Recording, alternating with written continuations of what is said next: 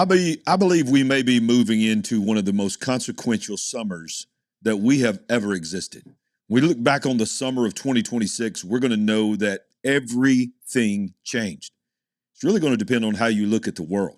And tonight's our regular news night. We're going to show you all the news. We're going to talk about throughout the night how I believe this is the summer of change. This is the summer where everything goes into a whole nother dimension. Here we go. I say that literally. Dimension.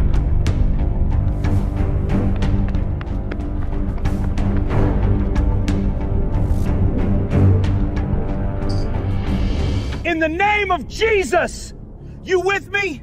Let's go! You're watching The Big Picture. All right, so as we said, this is going to be the summer that changes all summers. Now, we know that. We're not prophesying that. We just got a good feeling that some things are shifting. I got a good feeling about this lady sitting next to me right now. We're bringing her in right now. Ladies and gentlemen, the one and only, the queen herself. She's in the house. All right, babe.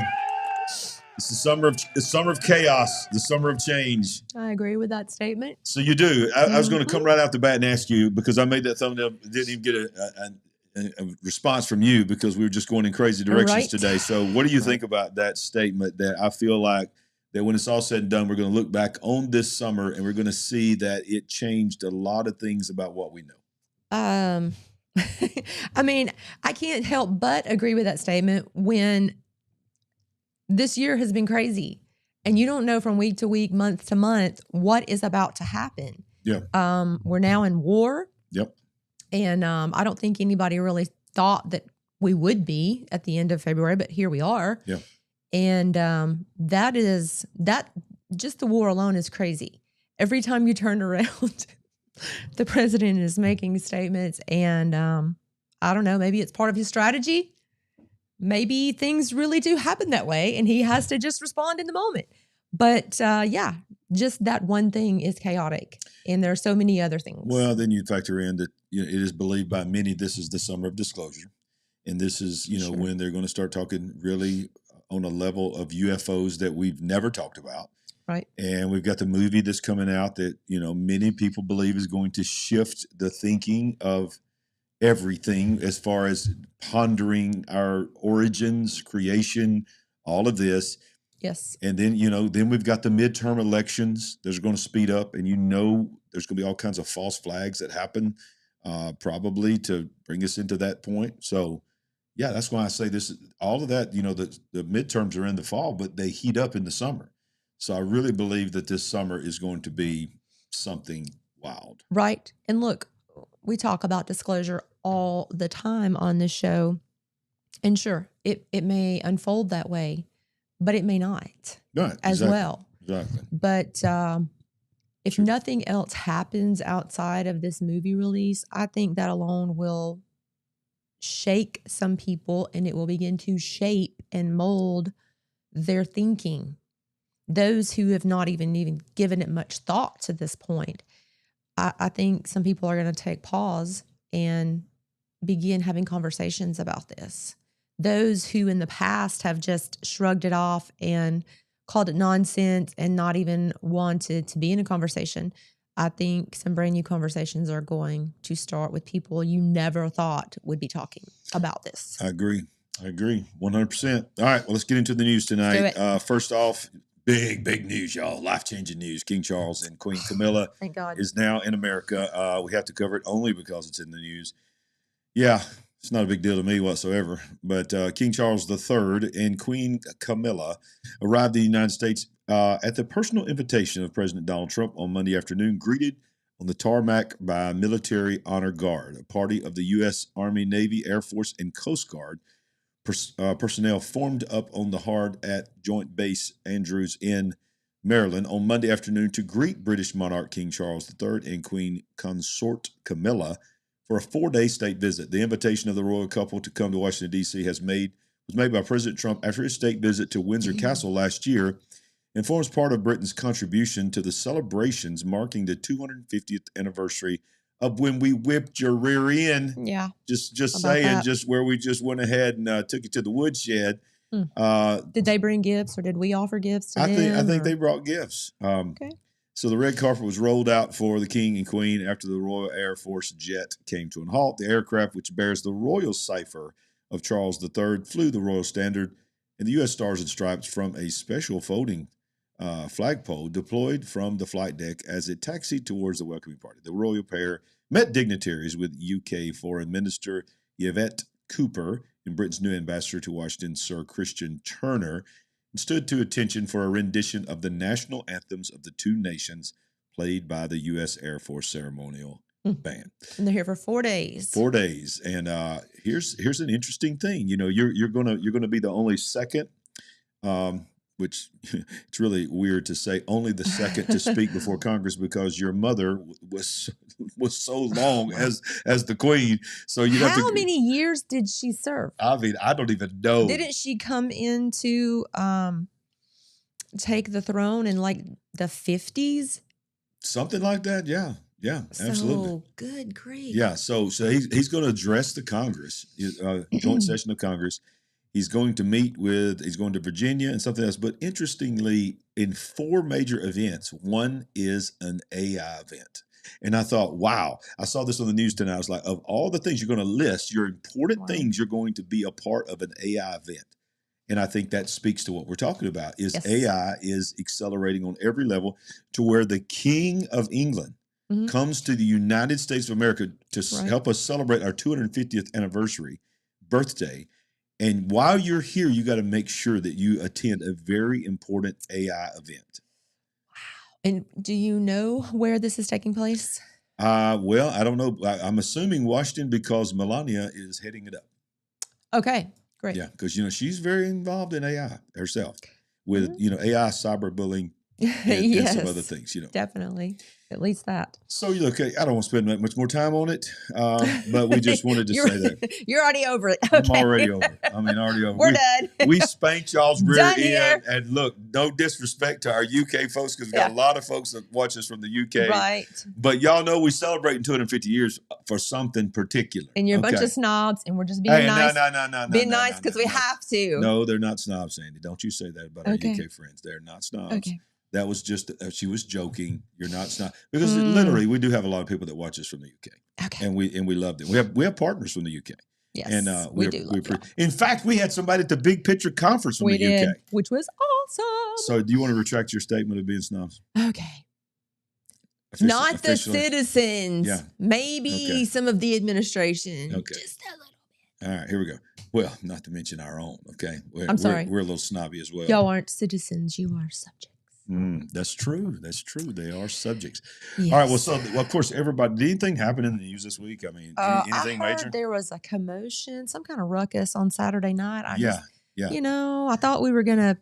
Well, we thought, hey, we had a tiring afternoon. Yeah, we just sort of get a lot of things. We're a Got a lot of little things relaxed. done. We're gonna watch the sunset. got church tomorrow. Just gonna gonna slide into the rest of the evening. I'm sitting on the back porch and chilling. get ready for Sunday service, blah, blah, blah. So sun goes down. I walk in. I'm like, you know what? I'm going to lay on the couch for about 30 minutes.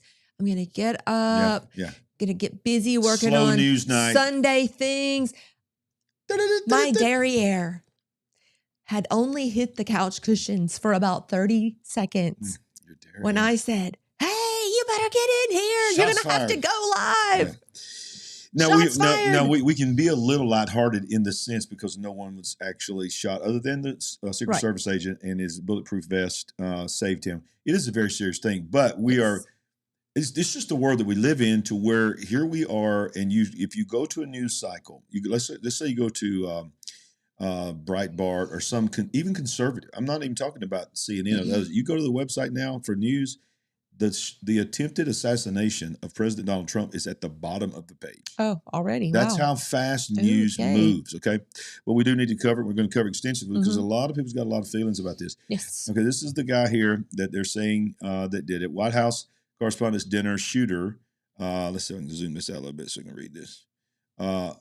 Shooter mocked the lack of security as he outlined his rules for attack and called Trump 3 vile slurs in his manifesto. The suspected White House Correspondents' Dinner shooter mocked the lack of security at the event on his journey to Washington, D.C.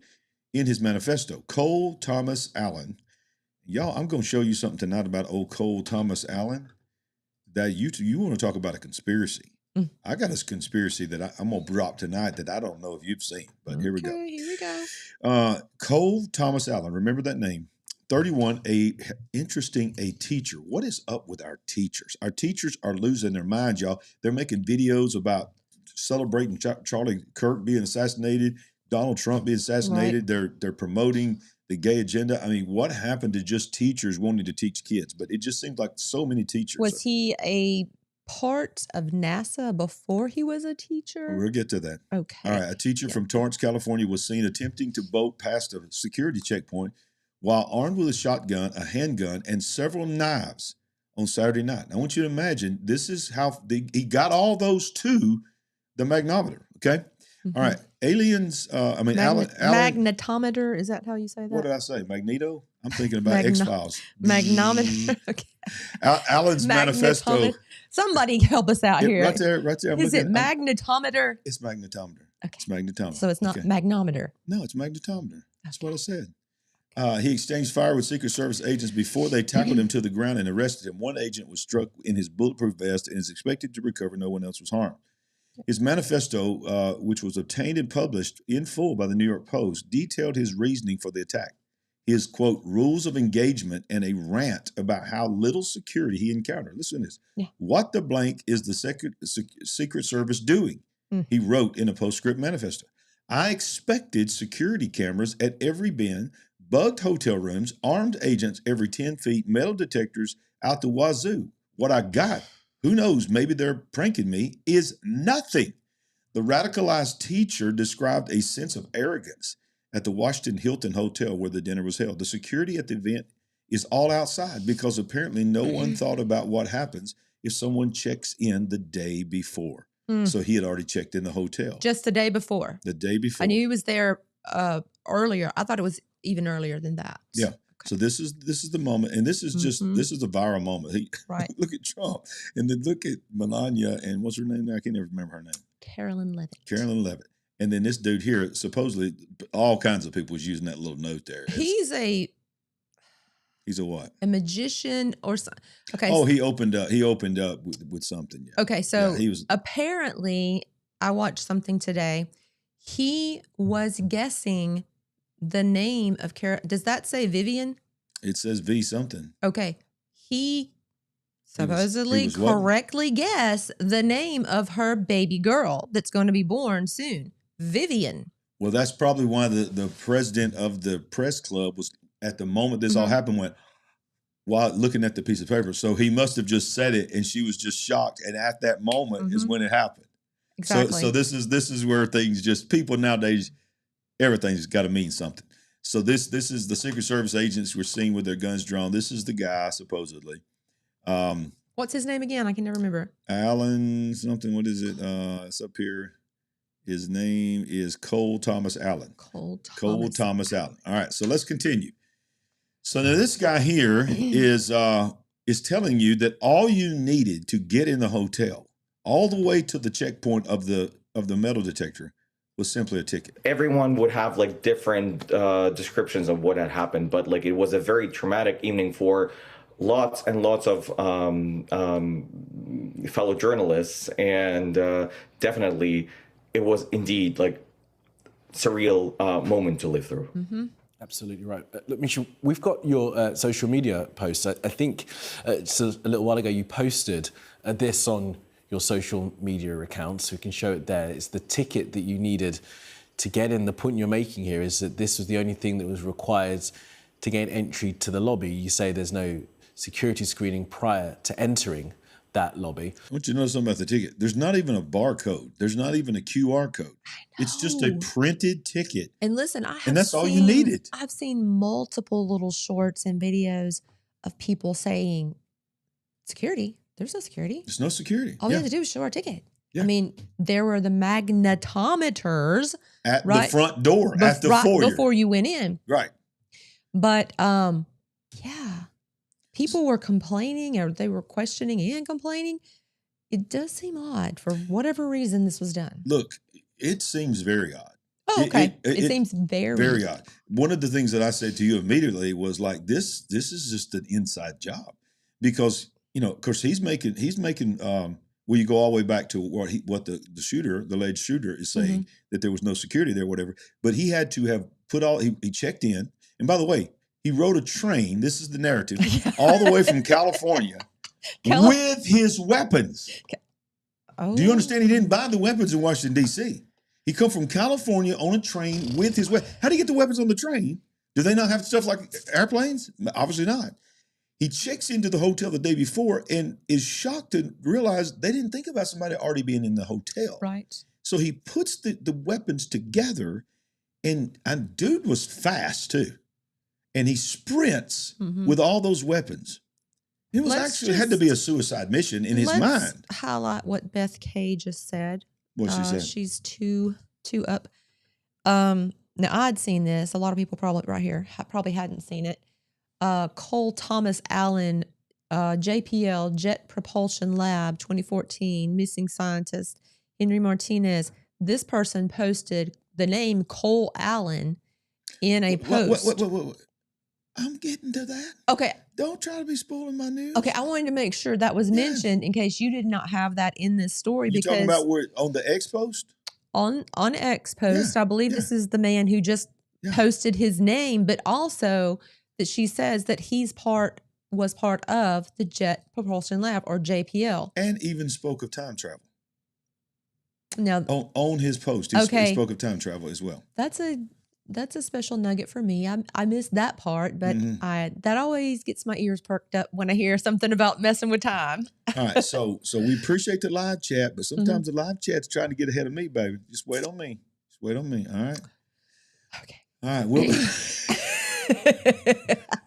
all right. So because we got a lot of stuff to cover tonight, but look, let's get back where we're at. Okay, yes. We're back to how the dude got in there and did what he did. Train ride. Okay, of course. All right, so he rode the train. He checked in the all hotel. the way across the country, across the entire country. Entire country. Yeah. I don't know how long did that take. Exactly. Had to take days. Yeah, multiple days it should have. Didn't he start in California? Did he not go through Chicago or go to Chicago and then on? I don't remember that part. I thought that's what I had read or heard, but yeah. So how do we get to this point? How do we get to this point? Let's just go ahead and be real right now. We know that everybody always says there's two sides to the same bird, two wings to the same bird. Okay. I don't know anybody that says that. I'm sorry. Yeah, whatever. Yes, you do. Raise your hand out there if anybody says two wings to the same bird. What is the term? Two sides to the story or something like that. No, you've said it yourself. It's the same bird with two wings on each side, left and right. They're the same bird. You never said that? I've heard you say that. I've never said that. Please let me know if you've said that. People say it in the live chat every week. Here we go. As we've been saying, the left has a problem with political violence. As we're getting more and more information about the shooter, it's clear that he was radicalized by the left's rhetoric. Here are some of his previous posts on X. Leaving for bluer skies. As soon as I get my data archive, I don't think there's much reason to be on here anymore. The only thing humorous about America not having learned from Germany about what happens when Nazis get elected is that Russia may not have learned from the USSR what happens when it makes agreements with Nazis. In the bottom here, you can see he also predicted that Kamala Harris would win. But again, there goes that word, Nazis.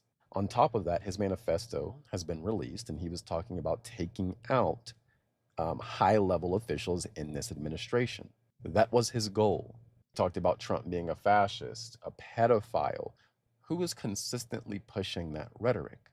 The left. And again, both of those things are lies, but they're still pushing that false rhetoric and radicalizing their base.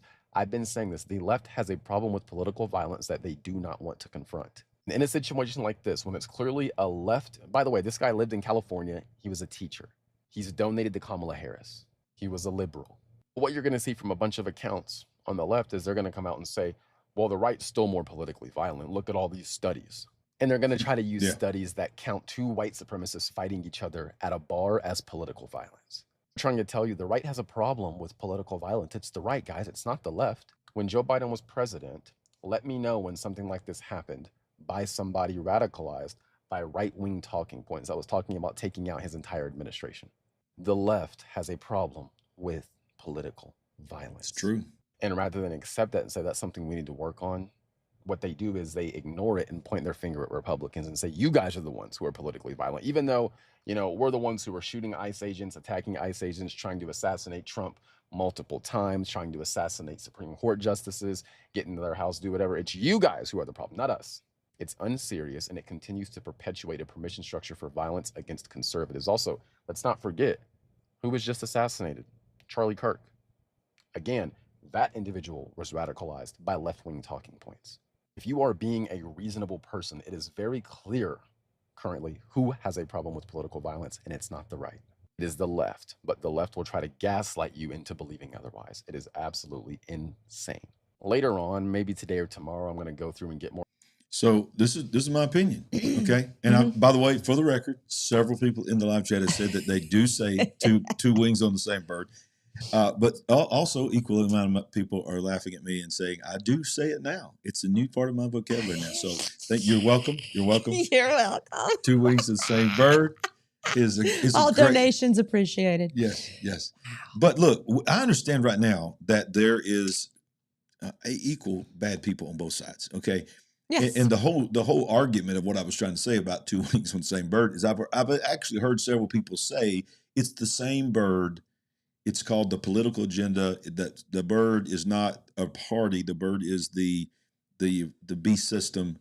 And you know, whether you're on this wing or that wing, you're part of the same bird.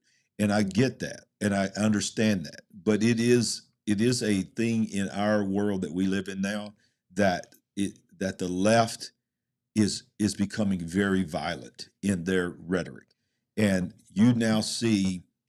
You see them taking it out. It's so ironic. The very party that is always wanting to say we need more gun regulation seems to be very heavily armed, and they are able to carry out violence, and they've actually finished it and killed people. And they can, and of course we know on the other side that people would say, you know, ICE agents and things like that. But most of the time, and I'm not justifying anything, most of the time that these happen, these are a result of a crime or something like that. We're talking about assassination attempts. This is the third assassination attempt on the President of the United States. Unbelievable. In 2 years. And no telling what we hadn't heard about. Right. Yeah. No telling what may have been thwarted and just never talked about. But I have to agree with you.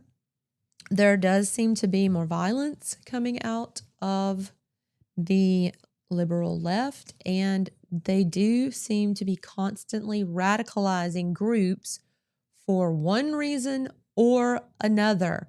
I mean, when you are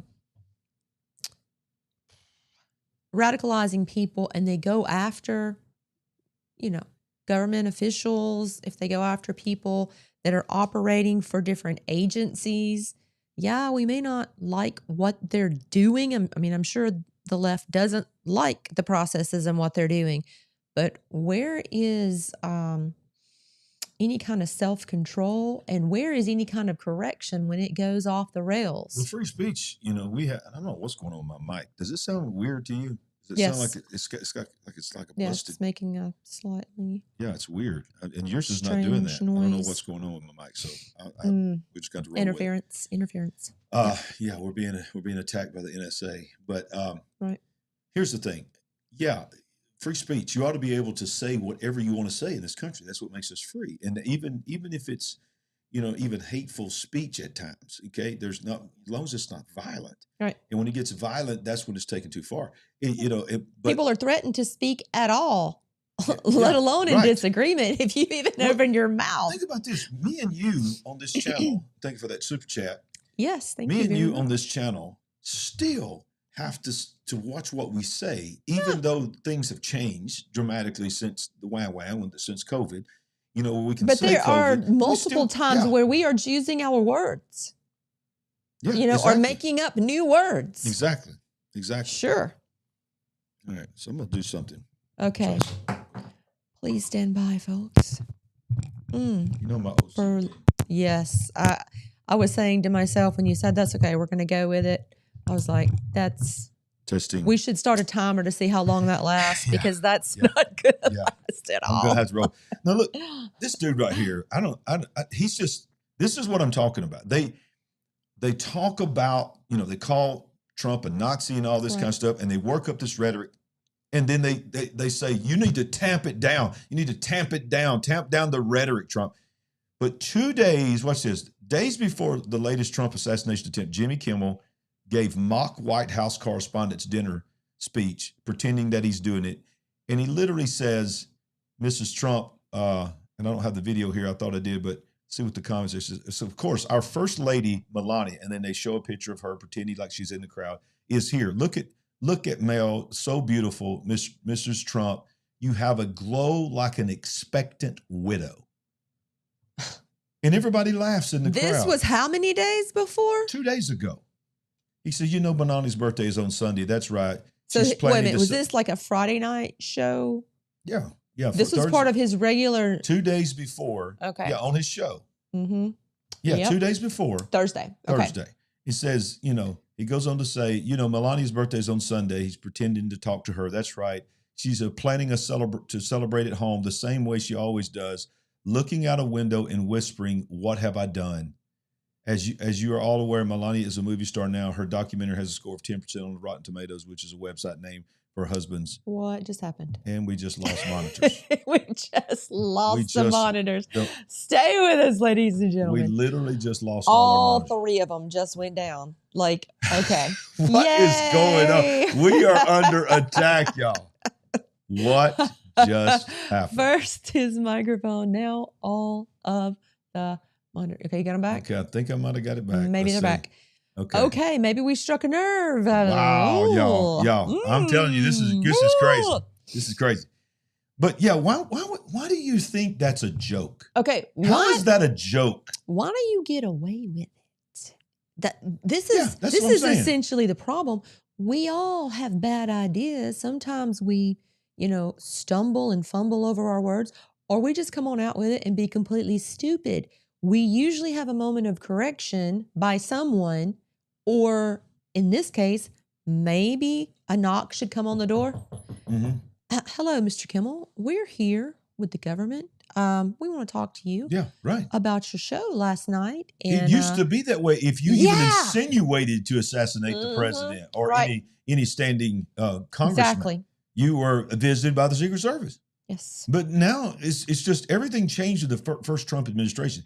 You Mhm. could say anything you wanted to say, and then the Biden administration just took it to another level. Yeah. If you want to pose an example here, let's talk about the J6ers. Yeah, right. Some people were just happened to be at a place at a wrong time Mm-hmm. that are still being harassed, did nothing, did absolutely Lost nothing. everything, lost their businesses, lost their homes. Still harassed to this day. Some people are still in prison.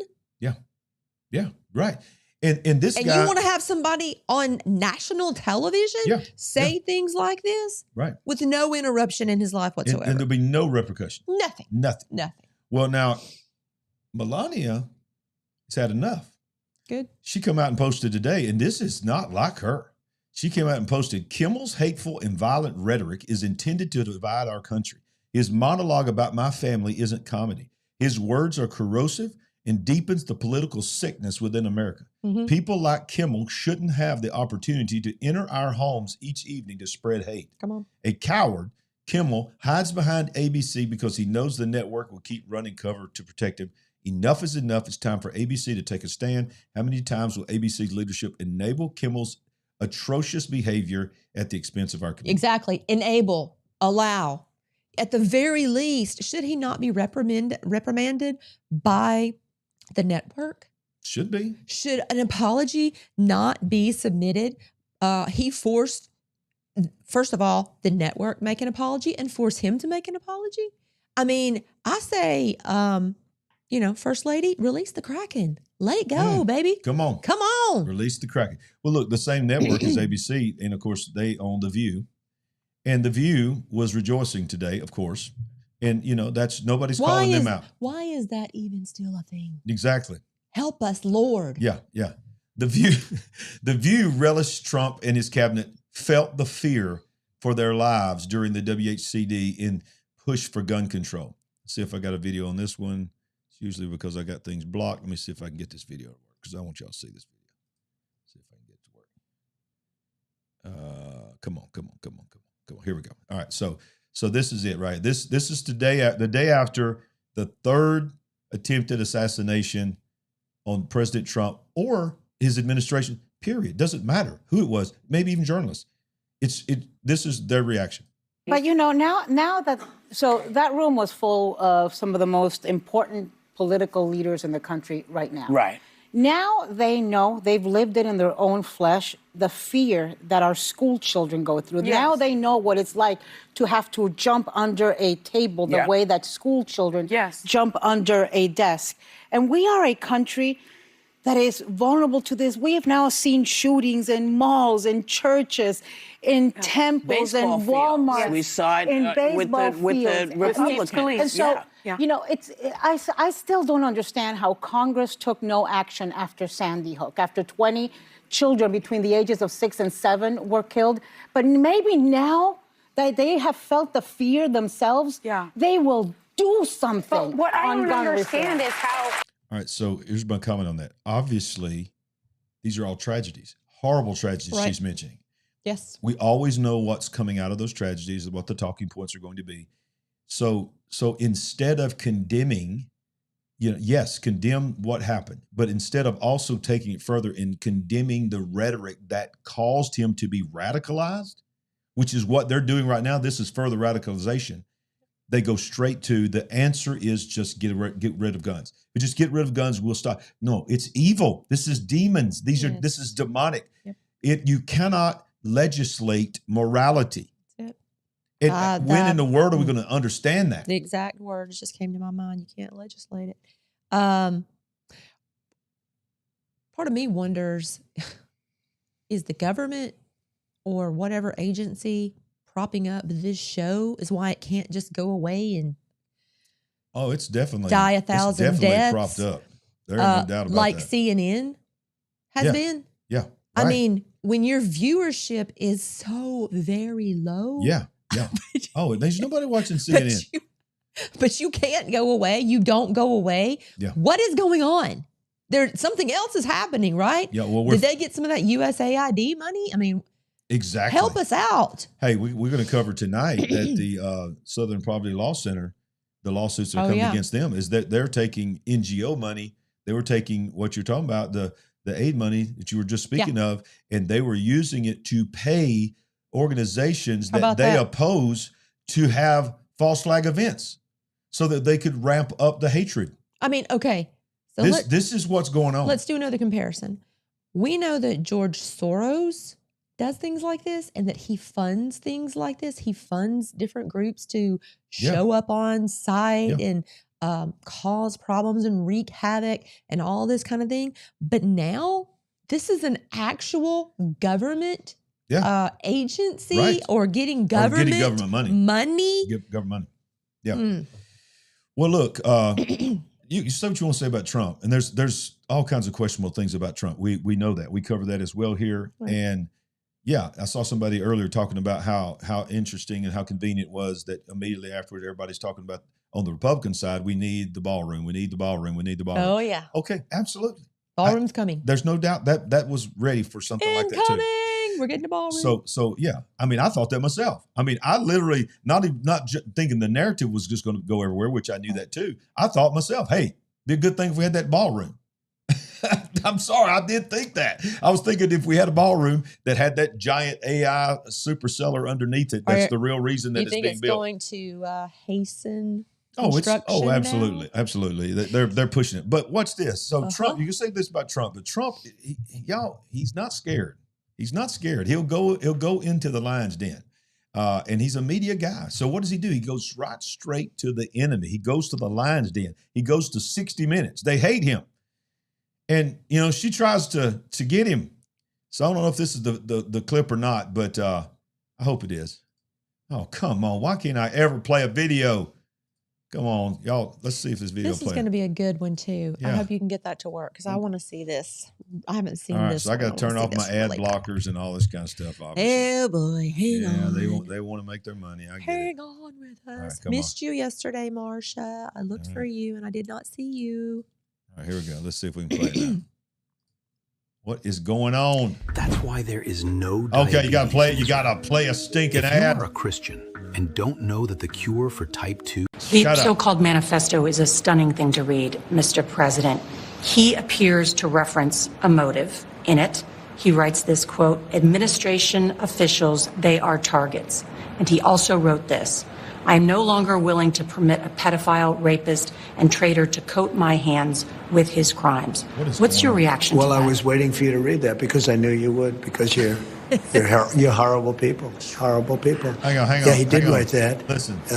I'm not a rapist. This I didn't stinking rape website anybody. will not let me get. It's got an ad in front of me that I can't get rid of. Sure does. Ah, Well, the audio was pretty riveting just then. I don't know what this. Rawr. All right, let's try it one more time, y'all, because I want you to see this. We are having a night here. We are having a night. And we thank you for hanging in there and staying with us through all of these issues. Y'all, technology. These people gonna find a way to make their money. I get it. I But get we it. still get love it. technology. All right. Here we go. Hopefully. No. No. No. All right. So look, don't y'all check out. Can we read a transcript? Y'all see it. Y'all or see it. How something? y'all are seeing how the sausage? sausage is made, y'all. All right. So where's it at? Where's it at? All right. Can we do it one more time? Let's try it one more time. Let's go. Hey everybody, it's NASCAR driver Casey. Oh, hey, here. NASCAR driver. And prior to our partnership Hey, with the everybody. Daytona 500, my family's been using all family pharmacies. I'm so The glad. so-called manifesto is a stunning thing to read, Mr. President. He appears to reference a motive in it. He writes this quote, administration officials, they are targets. And he also wrote this, I am no longer willing to permit a pedophile, rapist, and traitor to coat my hands with his crimes. What's your reaction Well, to that? I was waiting for you to read that because I knew you would, because you're horrible people. Horrible people. Yeah, he did write that. I'm not a rapist. I didn't rape anybody. Oh, I'm not a do you think he was pedophile. referring to you? Excuse me. I'm not a pedophile. You read that crap from some sick person. I got associated with all stuff that has nothing to do with me. I was totally exonerated. Your friends on the other side of the plate are the ones that were involved with, let's say, Epstein or other things. But I said to myself, I'll do this interview and they'll probably, I read the manifesto, he's a sick person, but you should be ashamed of yourself reading that because I'm not any of those things. Mr. President, and I these was are the never, gunman's words. Excuse me. You shouldn't be reading that on 60 Minutes. You're a disgrace. But go ahead, let's finish the interview. The other thing that he wrote in You're the disgraceful. That's what I'm saying. Say what you want to say. In case you didn't hear me the first time, you're disgraceful. You're disgusting. Did you? The thing that just got me. You think she? Oh, Mr. President, you think he was talking about you? Like, who do you? We all know who he was thinking he was talking about, and she's just trying to be so high and mighty, going, "Let me just read this and all this," and then she thought, "I got him now." He just, he just made it about him. Gonna have a gotcha moment. That's what I'm talking about. That's the sick side. The just thing sick. that is, I don't know if I should, it is probably most disturbing. I don't know if I should say that because I don't know, is this. We keep upping the ante. We got to be more gotcha. He's got to be more on guard and refuting and to some degree attacking. And yeah, he deserves to defend himself. Where are we going to be in a year or 2 years from now?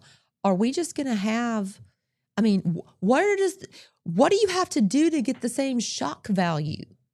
Look, it's where my mind goes. This is the world look, y'all, I'm not, I know you see this behind me, unashamedly. I'm promoting the book that I just wrote that just came out. The Final Flood's available now.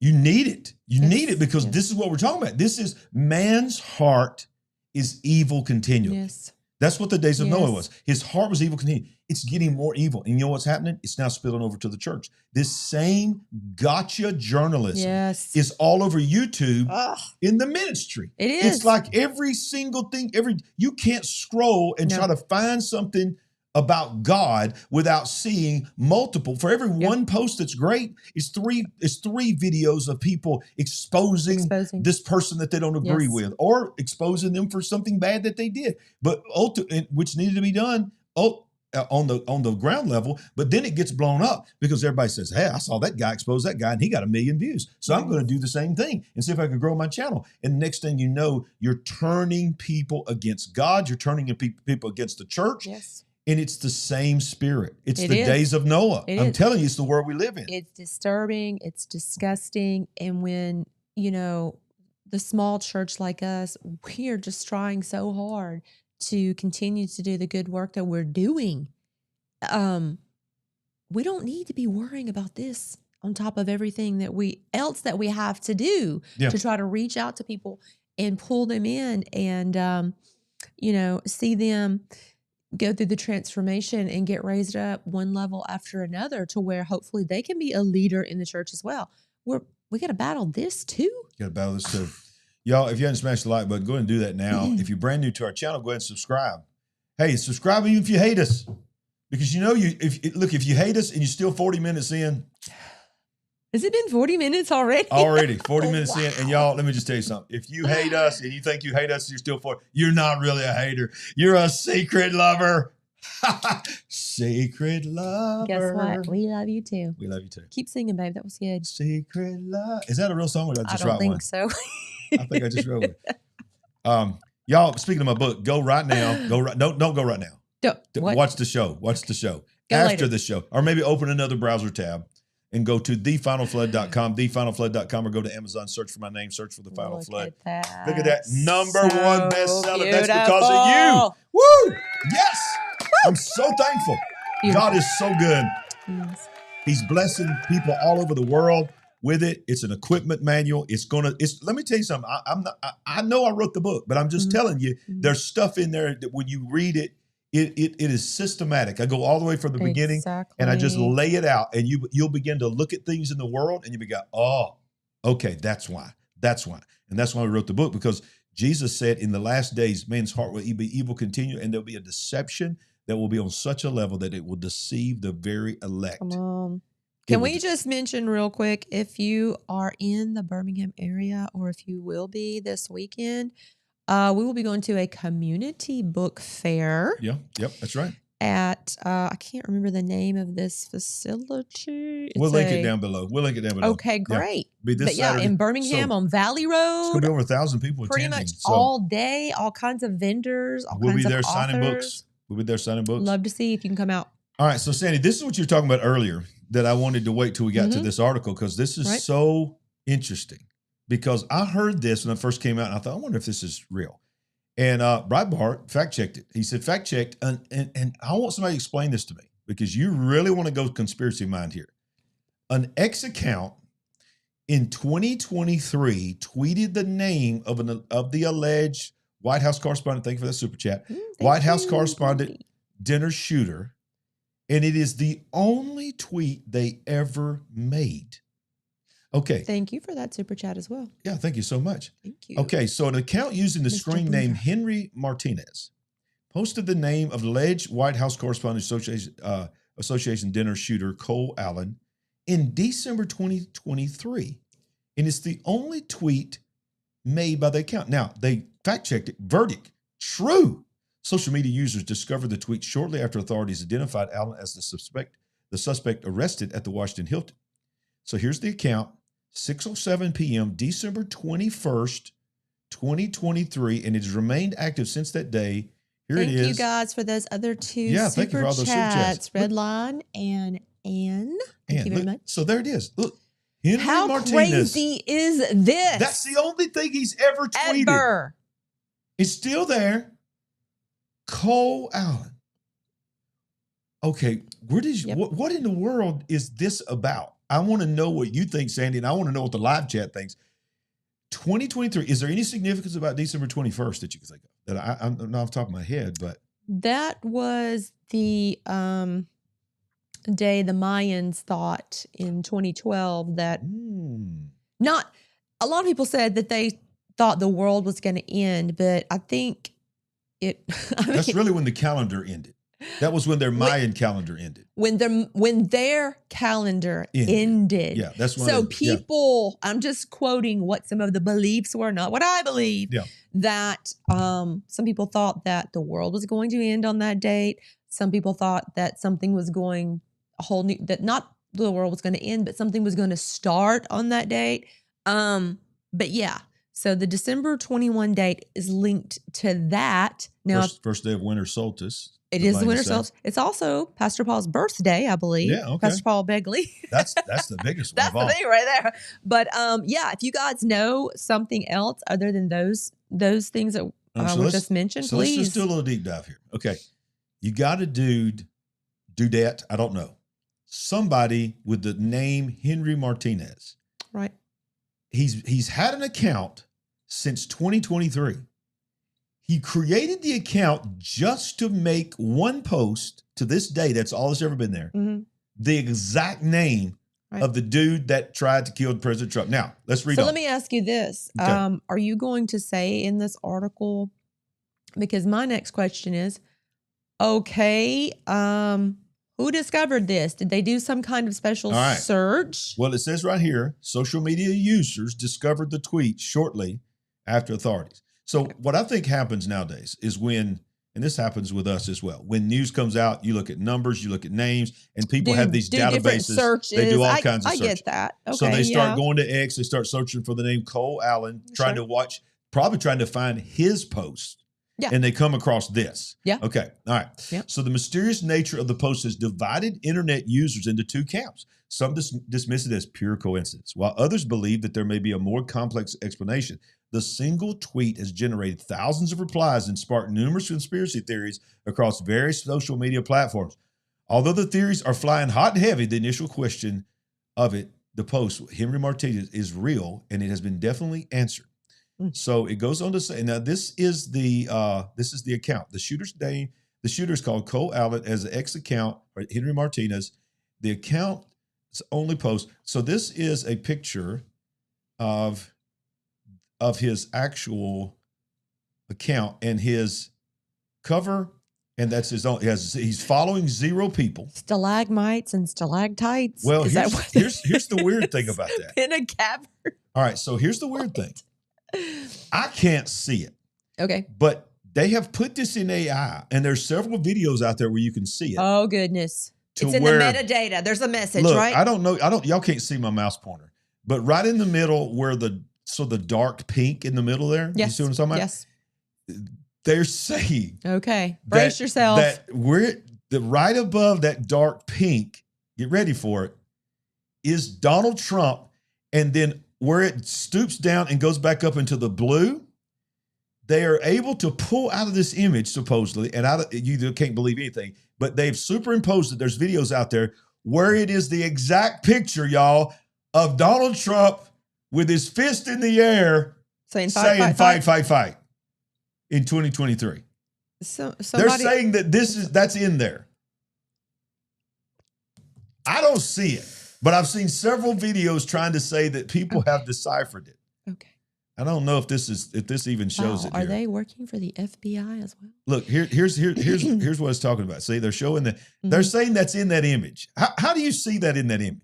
Do you see anything that resembles that? They're saying it's the same picture. I don't see it. Look, okay, let me just hold you it missed this one as hold well. It right there and let me look at this. They're saying that's the same picture. It's Donald Trump holding up his arms. They're saying it's the same picture. I don't see it. Whatever. I don't see it. Whatever. I mean, if I could study it for like 5 minutes, maybe I could probably make it be anything if I could study it. Yeah, you can make it. And then you can't take out the fact it's AI. Right. So look, it says, people are going on and on and on saying that once you see it, you can't unsee it. Okay. I'm sorry. I don't see it. Okay. So you may not have heard or watched this video. Was we even showing it? Or was we just looking at our monitor the whole time? You were not showing it. Why didn't you tell me? I thought this was going to be a quick thing, and it just kept going on. But what? Anyway, the Fox News. Well, I got to show the people. Okay. We haven't shown the people. I thought I was looking at my monitor. You got cast it up. That's your job. You're my producer. All right, so I'm sorry, guys. So you guys see it, right? Okay. You see it. Okay. You can see it? You could what? You can see it, right? They can't see it. They can't see it. No, they can't see it. Do you see it? No, they can't see it. Are they saying that they? I thought I fired it. Nobody said anything. I'm asking them. Okay, show it again. People are saying show it again. All right. Okay. Do you see it? I want to know. Do you see the picture on the right is supposedly obvious in the picture on the left? Is anybody? It was very quick. Okay, I fired it and then I didn't. Then I lost it. Sorry. Sandy. Okay. So, did anybody see or hear the little piece with Aishna Hasni? Okay, wait a minute. Ben Stoneman says he sees it. People are saying I can see it. Are you seeing the picture or are you seeing Donald Trump in all the paint? That's what I want to know. Are you seeing? Okay, they're saying they see it. You're seeing Donald Trump in the paint? No. I don't see it, y'all. I'm sorry. I don't see it. Are they saying the little maybe? Okay, hang on. Okay. What? Is that a face? Is that possibly a face? His face in the very center? Is that what they're saying? Or is that what you guys are saying? They're saying that is there. Okay, is that a face right in the dead center of that? Do you see? It's a little. You talking about the little tiny alien-looking thing? That ain't the Donald Trump face. Well, that's what I'm asking. I don't think so. Because people are saying, I see it, I see it. So many people They're are saying I see it in they the paint. see it. How in the world are y'all seeing this? I don't see it. I can see what they're calling the fist. I can see. Okay. I almost see the arm. But do you see how that's reaching? Totally. That is so reaching. Totally reaching. And what that does is, okay, but you can't deny the fact that the dude tweeted his name in 2023. Right. And then they're saying that you could see that. So, okay, so what does that mean? Okay. What does that mean? All right, let's break that down. December 21, 2023. Is that like 2 years and 4 months before this event? I'm going to try to find somebody. 2 years, 4 months, and a couple of days before this happened on Saturday night. So this Martinez guy puts up the name Cole Allen on his X. I mean, what's that about? Keep talking. So I'm going to try to find. Okay, while you're looking for that, this. I want to talk about Aishna Hasni. Okay. So there was a little clip, a little short of her.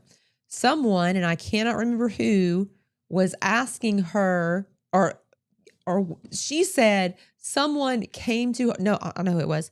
She said it was Carolyn Levitt's husband said something to her before this happened in the night, something to the effect of, you need to be careful and you need to be safe. Oh, yeah. Who? And while she is relaying this to a reporter, the camera cuts. The audio cuts. The audio cuts. Yeah. Yeah. What's that about? While she's trying to tell the story, relay what happened between her and him, and all of a sudden, it just cuts. There's no denying. It's very, very questionable. Okay, so look, this is the best I could do while you're talking. I wanted to find something. Right. Okay, so this is somebody superimposing it over it. That's what I was saying, dead center. Are you guys saying that's his head, and then I can see something that you could be calling his fist? That's what I was trying to say to you. I can almost see the arm now. The blue is the arm going up. Mm-hmm. You see you see the arrow how pointing. Who finds that? Well, who literally looks at that and goes, "Oh my goodness, that's fight." Look at it. Do you not see it? Yeah, people are saying I'm lost. If you came in late, you're lost. I don't know why we're spending so much time on this. I have no idea. Senseless ramblings with Larry and Sandy. But what I'm trying to say is this is the kind of stuff that feeds the demon. It feeds the demon. Look, aha. Yes, he's a demon. He's the Antichrist. He's a Nazi. He's got to be taken out. Okay, let's do this. Forget about the picture. Forget about that comparison. Let's just go back to this post. Yeah. of his name. How do you get around that? How do you get around it? You're over 2 years ago. That is true. Come on, guys. That is true. There's no getting around the fact that that's probably some kind of breadcrumb, some kind of Easter egg, some kind of, I don't know. It is either probably in our lifetime, one of the top 5 biggest coincidences in the whole world that a dude only posts one post the entire existence of this X account, and it's the name of this guy who's all over the news right now. Or this person took this name. Is Cole Allen really his name? Is that a name that's a part of an organization that is a left organization? And are we going to find out that that's not his real name? I'll be honest with you. Someone who's really good with the decoding of numbers, which I am not. There are a lot of numbers in this post. The time, the date, part of his handle, go up above that. I mean, let's see what else. That's it. That it's been read 7.8 thousand times and all these. That's this article that I'm looking at right now. Right. Yeah. Yeah. Okay. Yeah. And by the way, Cole Allen has a numerical value that we don't know about. So there's all kinds of things that could be. So yeah. But you take away all of that, all of the deep dive into conspiracy with the numbers, the symbolism and all that. Just set all that to the side. Mm-hmm. It's enough that it's just his name. Right. From 2023. And it's the only post. I would even say it's different if he had made a lot of different posts. But if he created the account, typed his name in and never came back, you know what I think? My mind goes to this is a code name. Okay. And maybe this guy took on this name. And because he was a part, we know this from his manifesto, that he was a part of several organizations. He was a part of the No Kings. He was a part of some organization, I forgot what it's called, that was very radicalized. And let's not forget, he was a teacher of children. Right. I mean, what in the world is going on with our teachers? That I am very interested in the fact that he was part of JPL. Yeah. Now, someone said that in chat. Is that confirmed from this article or from what you? I have seen that, but I've not confirmed that. Okay. So that's why I've got something on that, but I'm not going to just put that out there because I haven't confirmed that. Okay. Okay. So there is rumors that he I he saw was that tied in to our chat tonight. Yeah. I don't know. Yeah. But look, let's ask this question. This shooting should force a serious conversation about teacher bias in K through 12 education. He was the teacher of the month. And there may be one of these articles where it says something about the JPL. Mm-hmm. And so I just understand I was reading all kinds of things today. The Gateway Pundit previously reported the suspect attempted shooting at the White House Correspondents' Dinner was a 31-year-old Cole Thomas Allen. Allen was taken to Tomas? Tomas, yeah. Tomas. Was taken in custody alive, blah, blah, blah. He's a highly educated professional. Reports indicate he attended the California Institute of Technology, and this is probably where you're talking about, where you get to, where you're speaking of. Recently earned a master's degree in computer science. Most importantly, he worked as a teacher and was even named Teacher of the Month in 24. And it's not fair to say that every teacher is responsible for this. That would be dishonest. But there are many teachers who do their jobs well, focus on academics. But ignoring the broader pattern, we would be just as dishonest. He goes on to say that students are often exposed to one-sided narratives on complex political issues with little room for disagreement. When education becomes less about teaching, of course, we know the LGBTQ agenda, many things, and we see the famous picture when Charlie Kirk was assassinated, the teacher, doing this or doing this, yes. Shooting, and then always, shooting in the ear and making videos saying, why did you miss? And these are teachers. Yes. These are teachers. And this guy's a teacher. So what do you really examine is the college system.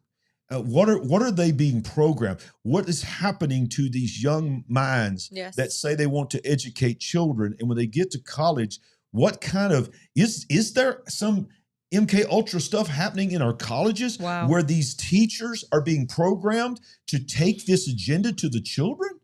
It's becoming more obvious to me. Wow. I'm wondering if I should say something.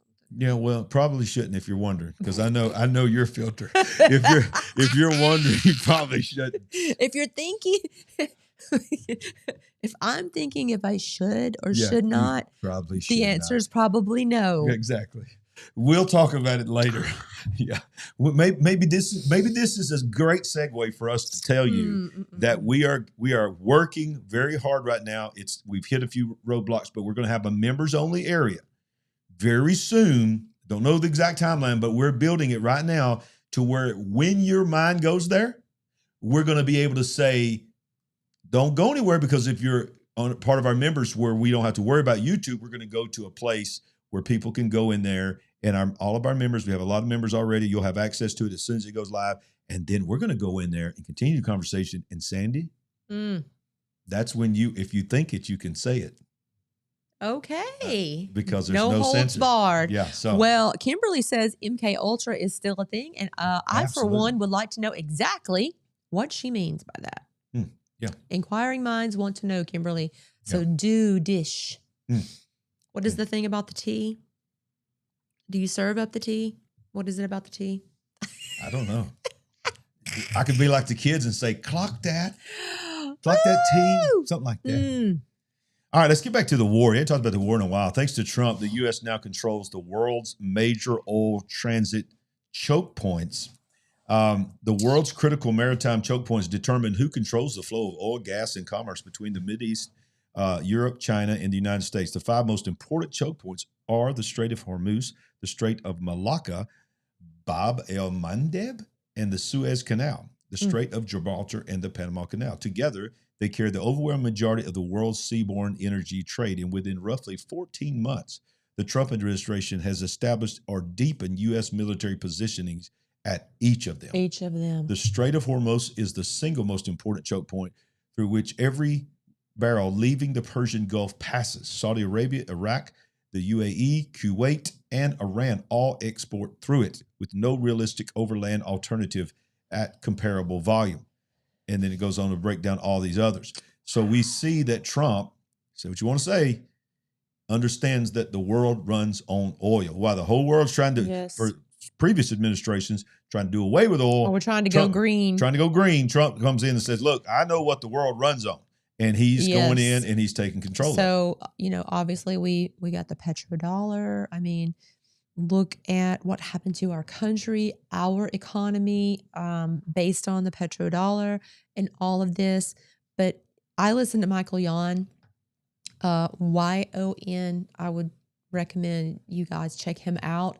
He talks extensively about the Strait of Hormuz, and he is in a tizzy about the fact that everything is being disrupted there. He also talks about Strait of Malacca, and he says these disruptions, these problems are probably going to go to Panama. And thank you for that super chat. One of the number one concerns is the lack of fertilizer. Yes. I don't know how extensive we're going to be talking about that later tonight, but how it is going to disrupt the food. Yeah. And so. Yeah, that seems to be the biggest thing that I see a lot of people that I follow talking about, that the big deal is not even really going, it's a big deal, the gas prices. It is. But the big deal is the food. The food is going to be the long-term effect of this. Right. That being able to grow food is going to be disrupted. But, is the term that we are energy sufficient or self-sufficient, something like that. But that's what it means, yeah. Probably it's going. We're supposedly the number one producer of oil in the world now. Okay, and that's great. Which but is insane I don't to think even say. It's so insane for me to say, and that's why I'm very hesitant to actually say it. So I don't think we're without disruptions in our own country, even just talking about oil. But think about Europe.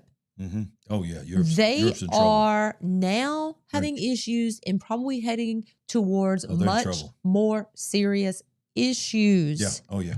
Yeah. And I can't imagine. I mean, they say what happens in England will come here, you know, all of the crazy liberal thoughts and ideas and things that they have to deal with. I can't imagine their fuel prices. I can't imagine you know what they're going to be getting Here's what into, nobody's the talking rationing. about. All of a sudden we had this supposed, I put in air quotes, ceasefire. And of course they called the negotiations off again because he pulled Witkoff and Jared back. I love Adapt 2030, by the way, Beth K. What is that? A show? Adapt 2030 No. with David Dubine. It's a Okay. channel on YouTube. So he pulled back his negotiators because Iran said they wouldn't talk to him and all this. They put out some stupid demands today. What nobody's talking about really at all now, which is insane to me, is it's very possible we may be going back to full-blown war in the matter of days. Trump is now saying in this article here, and I read the full thing, but he says Iran's oil infrastructure may explode in 3 days. He says it suggests the U.S. blockade on Iran could cause the Islamic Republic's oil infrastructure to explode imminently.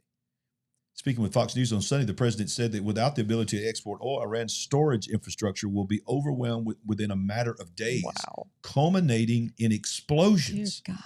So what he said, when you have, lines of vast amounts of oil pouring through your system, if for any reason that line is closed because you can't continue to put it into containers or ships, which has happened to them, they have no ships because of the blockade. What happens in that line, what happens if that line explodes from within, both mechanically and in the earth? It's something that happens where it just explodes. And they say they only have about 3 days left before that happens. And when it explodes, you can never, regardless. Did you say 3 days? 3 days. And he said this yesterday? When did he say this? On Sunday. The Yes, Sunday yesterday. Yeah. Nobody's talking about this. He says, once this happens, once it explodes, you can never, regardless, you can never rebuild it the way it was. What happens to the world's oil if that happens? What happens to gas prices if they just start self-exploding? If that's even the truth. They're right. Hopefully that's an exaggeration and they have a plan. I don't have no idea what that plan would be, but it's unbelievable. So it goes on to say, the regime could extend its storage capacity by using oil tankers as makeshift oil reserves. However, without an outlet for oil exports, Iran's storage capacity, estimated 122 million barrels, will eventually run out, regardless of stopgap solutions. At that point, so a tanker, I think I've heard numbers like this. Is a tanker able to hold? If you don't know, we ain't gonna know. I don't know. I'm thinking a crazy number, like in the tens of millions. Does anybody know, can a tanker hold in the tens of millions of barrels of oil? One tanker? Or am I being crazy? Because you just said 122 million. Yep. That's what it can hold. They're reservoirs. Okay. Nancy's saying gas is already over $10 a gallon in the EU. That's what I'm getting at. I don't want to see that. And hopefully we will not even approach that in this country. Now, it's already been approaching $8 in some places in California, but you guys, bless your heart in California. Where's my little button? I was about to say, get your button. Get my button out. California. In California, yep, weather's awesome and there's some other good things, but wow, how long can you hold out? Because between the mudslides and the earthquakes and the fires and what other things they have to deal with out there, immigration problems and it's a lot.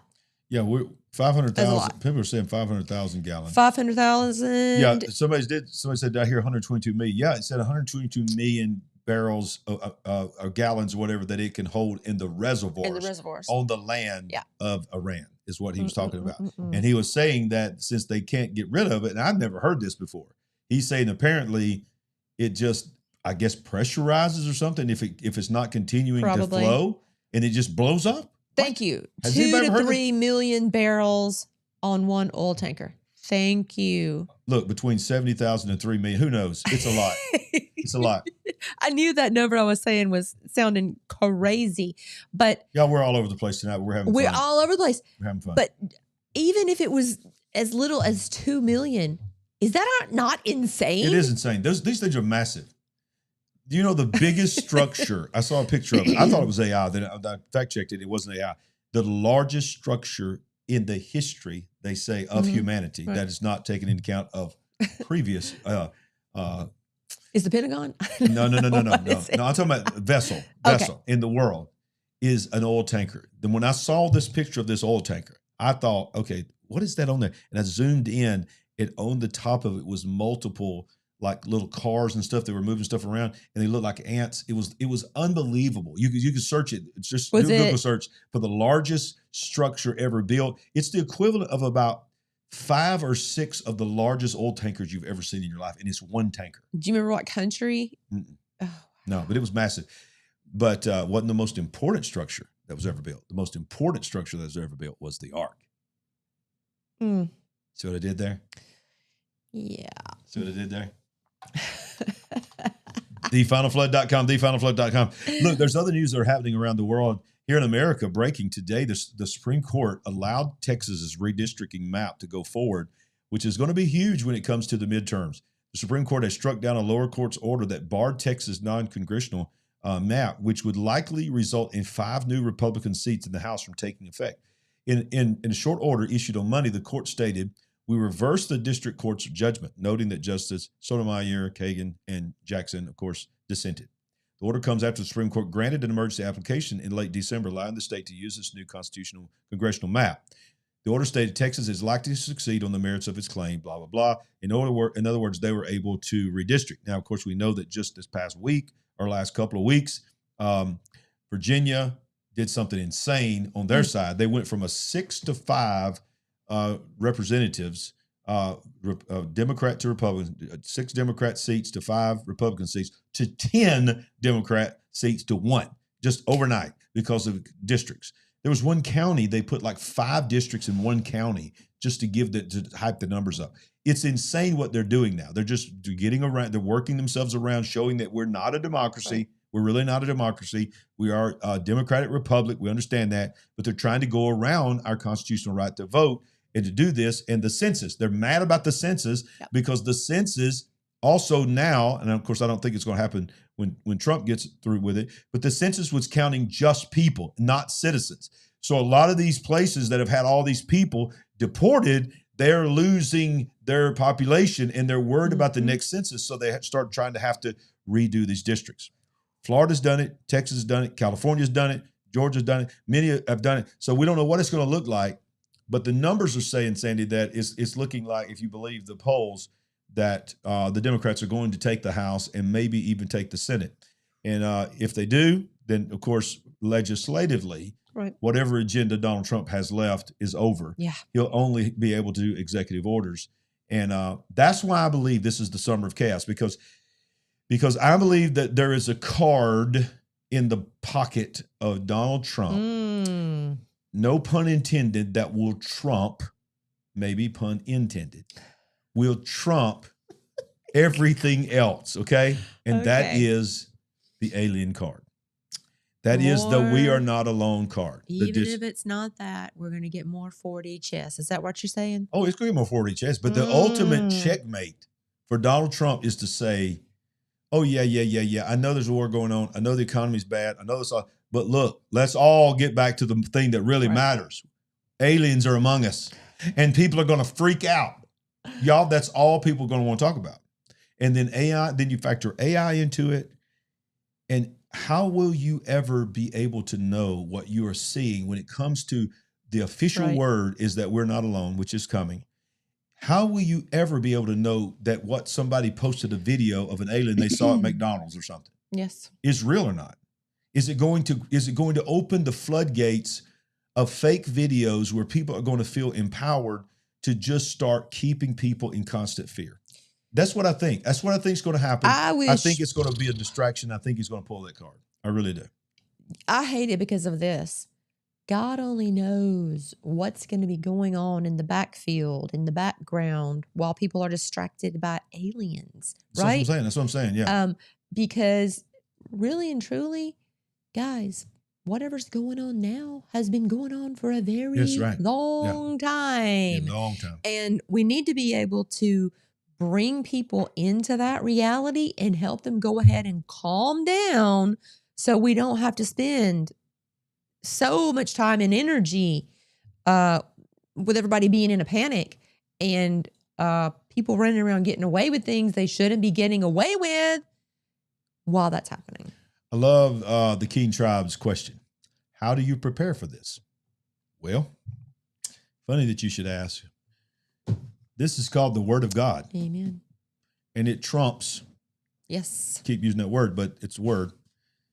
Everything else is going on in the world. Yes. And if you have a worldview that looks at the world through this, yes, then the world looks different than what you see on CNN or Fox News. Yes. Or any of your conservative influencers, liberal influencers, whatever they say, or preachers, or even spiritual people, or even the big picture. Don't take the big picture as to find out. We don't want you to. No. We just get on it. This is just two people sharing our hearts, giving our opinions. You do your own homework. But let me just tell you, let me warn you. If you ain't looking at the world through this, you're going to be afraid. And you're going to fall for it. Yeah. Because this book right here has never been wrong. And one of the things that Jesus said is, he goes, let me tell you something, the days of Noah are coming. See that you are not deceived. He said, look, I'm trying to tell you there's a way for you not to be deceived. But it's on you. He's already done what all that he needs to do, Sandy. It's on us. How are we going to look at it? Wow. Preach, preacher. You know, if in the Old Testament, they were running around having to, see and deal with actual Nephilim, actual giants. I mean, this was a part of their daily reality. Surely we can deal with possibly, not even that you definitely will, possibly seeing something in the sky, right? He said there'll be signs in the heaven and in the earth beneath. Absolutely. And the Bible said men's hearts will fail them. Yes. Because of the fear of the things and the creatures and the beasts that they see on the earth. Yes. It's in the book. It is. And the things that the Bible says their man's heart will they'll fear and they'll fall for it. The original Greek word of that, you know what it is? Monsters, beasts, monsters. He basically says there will be beasts. There will be trans beasts. There will be hybrids. There will be things that will be exposed in the last days that will deceive the very elect if possible. But not those that are equipped. Come on. That's good. That's good. All right, let's get back into it. So you've heard about the Southern Poverty Law Center. Mm-hmm. Okay. And what they're being accused of. You don't know who is a controlled opposition, whatever you call it, and not who's on both sides. But Matt Walsh is a very famous influencer out here. He is coming out and saying he thinks your favorite influencers are about to be outed in the SPLC scandal. Okay. What receipts is he bringing? Yeah, he says online MAGA has felt weird, staged, and just a little too useful to the left for a while now. Every time some clown, unhinged provocateur or cartoonishly embarrassing so-called right-wing figure popped up online, we're supposed to believe that they were true face of MAGA. And look, we're not MAGA worshipers here, so don't call me MAGA, okay? I'm a child of God. I'm not MAGA, okay? I'm just reading what Matt Walsh has said. The same thing has happened with extreme pro-war and anti-war voices. These days, there's a whole mixed bag of strange, over-the-top takes floating around. Every time the media needs a fresh headline, there's always seems to be a ready-made cast of characters there to help. Can I get an amen? Agreed. And now a federal indictment has blown up and caused a lot to raise eyebrows, and it all centers around a left-wing extremist group called the Southern Poverty Law Center. If the DOJ is right, the SPLC wasn't just, quote, documenting right-wing extremism. It was secretly, listen to this, paying people inside that world and then turning around and publicly fundraising off the fear that those paid actors generated. The DOJ says that the SPLC funneled more than $3 million to people associated with extremist groups from 2014 to 2023 while hiding the payments from the donors and banks through fictitious entities and other concealment tactics. SPLC says the payments were tied to an informant program used to gather intelligence to prevent violence. Is the SPLC now role-playing as junior FBI agents?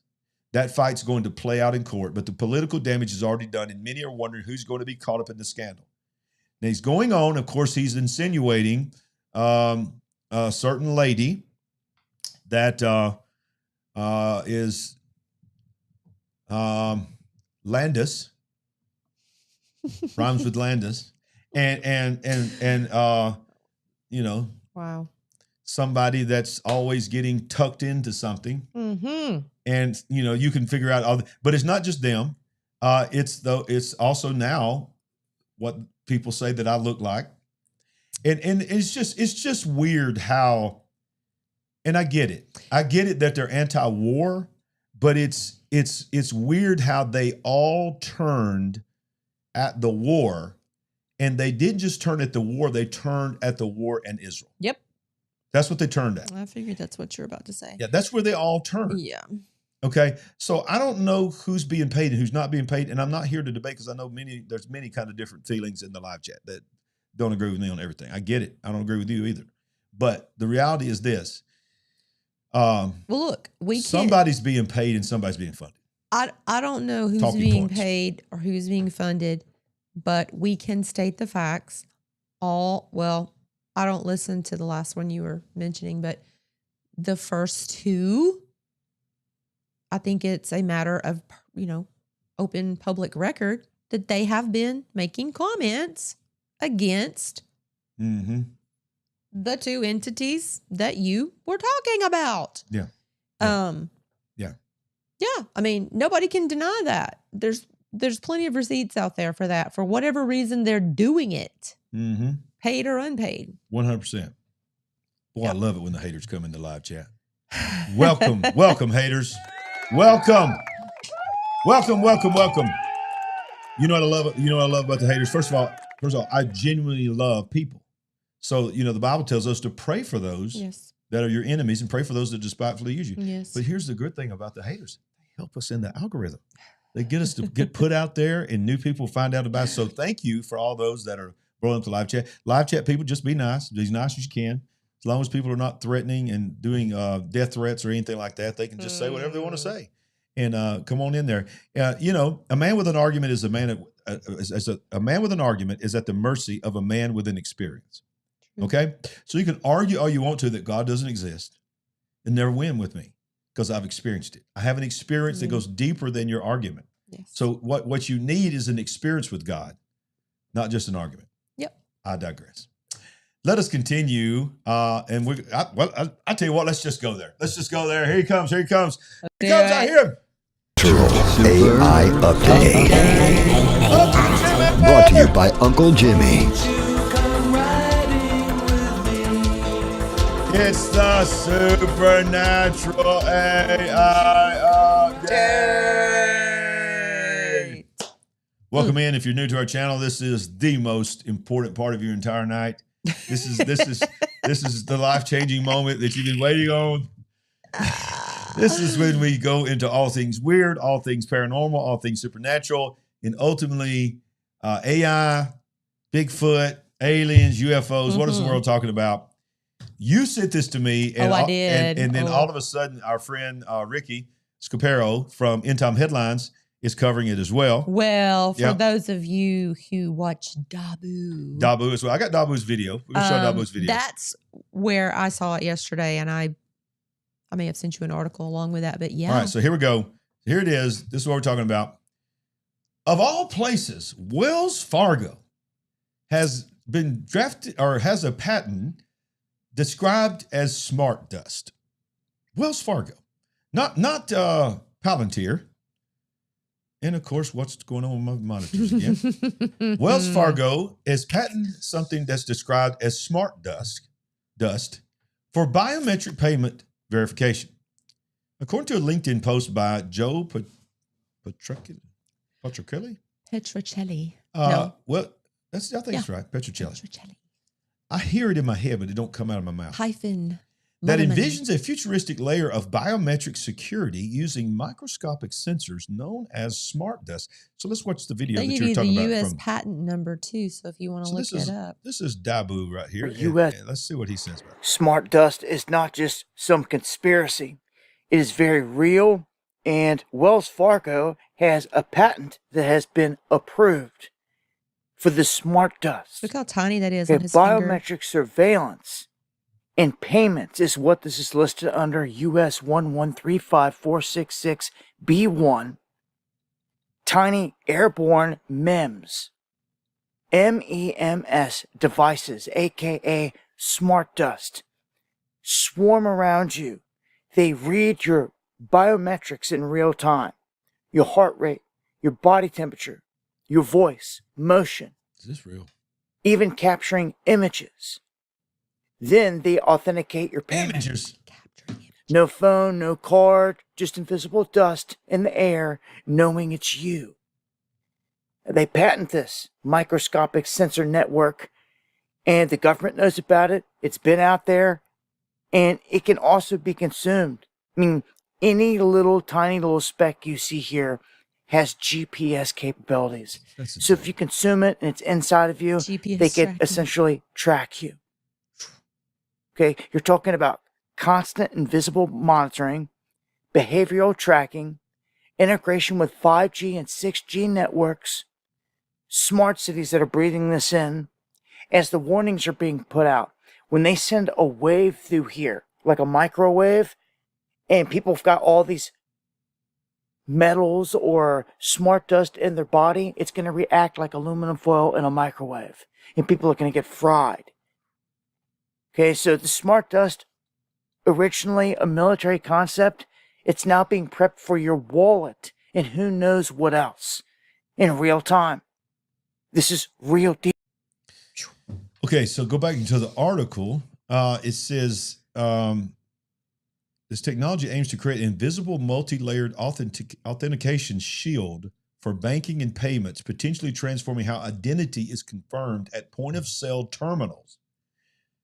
Let me make you understand that. That means that this dust, when you go up to pay for your food and you use your card or your smartwatch or whatever, instead of needing a fingerprint or even an iris scan or a facial scan, they're going to be able to scan the dust that's attached itself to your body, and the dust will, or inside or outside your body, will be able to verify, yeah, that's really him.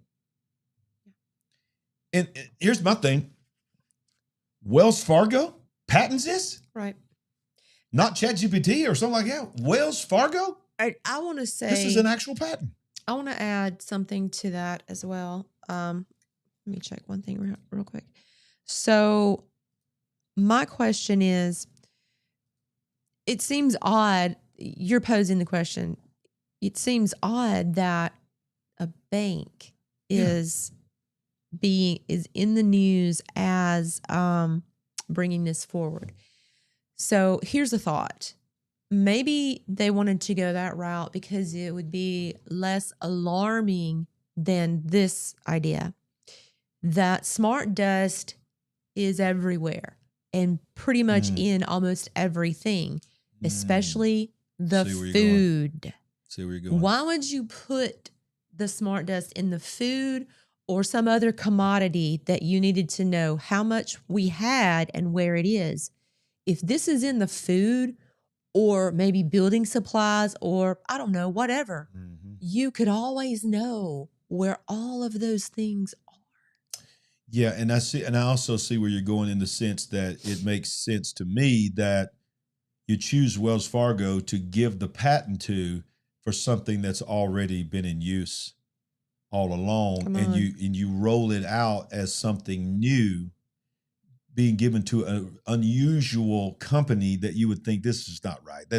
Wells Fargo doesn't need this.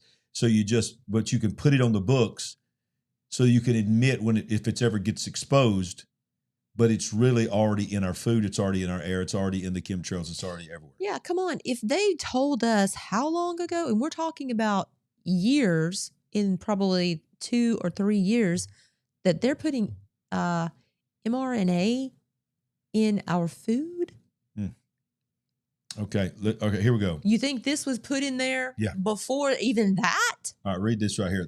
This combined biometric profile and key is compared against a pre-registered user database with multi-factor matching thresholds, potentially requiring over 95% similarity across data types for approval.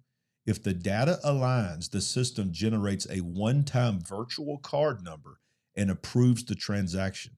Mismatches or detections of unauthorized foreign motes trigger an immediate block, adding a temper-resistant layer.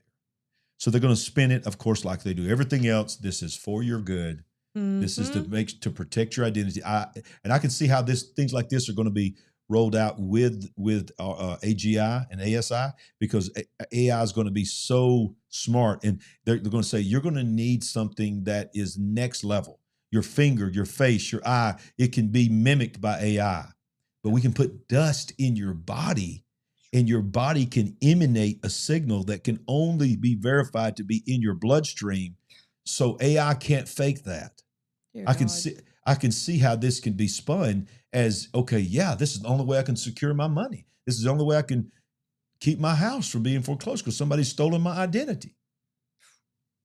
Do y'all see what we're saying? Look, I know it's scary, but we're not a fear-monger channel. We're just saying, look, we're just letting you know what they're telling you is coming. And I keep coming back to God. God says, look, in me, you have a peace that passes all understanding. Yes. Peace, it can only come from me. It don't make sense. All understanding means don't make sense. Right. I mean, you start thinking about a world like this, you think, how in the world is it ever going to make sense that I can have peace? Right. But God can give because you that peace. there's no safety. There's no safe place in this world. I mean, yeah, you need to run to God. We need to lean on him and his word to have even any kind of peace of mind, to be able to even function in this world. Absolutely. Well, the data centers, we talk about the data centers all the time. Look at these two articles here we got on data centers. This is insane. This is the world that we live in now, not coming. Now, there's a single town in Pennsylvania of 7,000 people. They have planned so many data centers, it is the equivalent of adding to their town 51 Walmarts. To a town of 7,000. That's crazy. The project would roughly cover roughly 14% of the borough's land. Is this place surrounded by lakes and ponds, or I don't know. a giant river running through it? Because they're going to be insane. tapping into that. It's near the Pocono Mountains in Pennsylvania. It says it's equivalent in scale of adding 51 Walmart supercenters and involves around 51 massive buildings designed primarily for AI and high-performance computing. Okay, so look, look, those animals have no place to go because it's in the forest. Yeah, I get that. They're coming to your house. Yeah, they're coming to your house. That's right. It's disgusting. Why are they putting these things up? But then the next article is this. Hyperscale data center project in Utah expected to generate, listen to this, and consume more power than the entire state. Yeah. And it's almost, and look who the number one investor is. Mr. Wonderful. Mr. Wonderful. Celebrity investor Kevin O'Leary, Mr. Wonderful, plans to build a massive hyperscale data center project in Box Elder County, which state boosters say will fund modern buildings at Hill Air Force Base while generating all of its own power, cleaning the water it uses so it can be sent to the Gulf, the Great Salt Lake, and creating 2,000 high-paying jobs in the rural area. The board that oversees the state's Military Installation Development Authority approved a series of resolutions Friday to move the multi-billion-dollar project forward, agreeing to move fast and charge far lower taxes than usual to help O'Leary lure the hyperscalers to Utah. So basically, I'll give them props on this, but who knows if this can be pulled off. They're saying that they're going to generate more power than the whole state, but they're going to generate their own power. They're going to build their own power station and create more power than the whole state uses for its infrastructure. How can that be sustained? Right. How can that be? Look, think of the water that it takes. That's what I said. The water is insane. On that last story, they must be around a lot of water. Yes. And the same for this. I mean, people are getting sick. The constant hum is upsetting people. Oh, yeah. They are not able to have water at their homes. Power bills are rising. I mean, this is really problematic for us, the citizens. Yes. And we talk about this every week. The construction, the building of these data centers. Yes. Every week. It's just exploding. How many of them in total are there going to be? All right, look. Let's say by the end of this year. In the live chat, do two things. Number one, if you have a data center that you know of, a major data center that's being built or a massive one that just got built. I'm talking about in this year or last year. Yeah, tell us your state. Tell us your state and tell us yes or no, how many that you know of. I want to just go back and look at the live chat when the show is over. How many people in their states and around the world that's watching right now? Tell us where you live. Are there data centers? Is that in your news? Is that in your local news? That kind of stuff. Yeah. So look here. Speaking out west, y'all, in the great Midwest. Is this Midwest, Missouri? I don't know. I always get them confused, but Missouri's out there. Okay, we're down here, and everything's out there. Is what we call it, up there or over there. So y'all need to come to Springfield, Missouri, and meet me and Sandy and be a part of this great conference, Remnant Rising Conference 2.0. Friday, August 7th through Sunday, August 9th. We'll be there for the entire thing. It's called Hear the Watchman. Yes. It's the 10th annual. It's just incredible. The amount of people that are going to be there. It's just going to be amazing. They're almost sold out. So if you want to be a part of it, you better go now. Go ahead and lock it in and then figure out how you're going to get there. I would encourage you to do that. That's up to you. But Sandy and I will be there. Look at some of the people that John Pounder, some of you follow him, has a great channel. Jamie Walden has been on the program. A lot of you know Jamie. Of course, everybody on here knows Tony Merkel. He's one of our best friends in the world, which, by the way, he's got a book coming out right now that I'm one of his endorsers. I'm reading his book right now called The Confessionals, which is awesome. Joe Horn, come on. Friends with Joe Horn. In 2 weeks, y'all, I'll be traveling out to the Branson area. Go ahead and tell you, spoiler alert up front, I'll be recording 3 full episodes with Skywatch TV. Cannot wait. With Joe Horn, Derek Gilbert, and all the crew out there. I'll be on Skywatch TV. I'm just so excited to be out there with Joe. I talked to Joe on the phone the other day, and man, what a great, great man he is, a great man of God. Dave Hodges, Vicky Joe Anderson, Derek and Sharon Gilbert. I know, I can't wait to meet them. I know you love them. You can't wait to meet them. They're like heroes to you. They're so awesome. You've been following them. And Kenny C.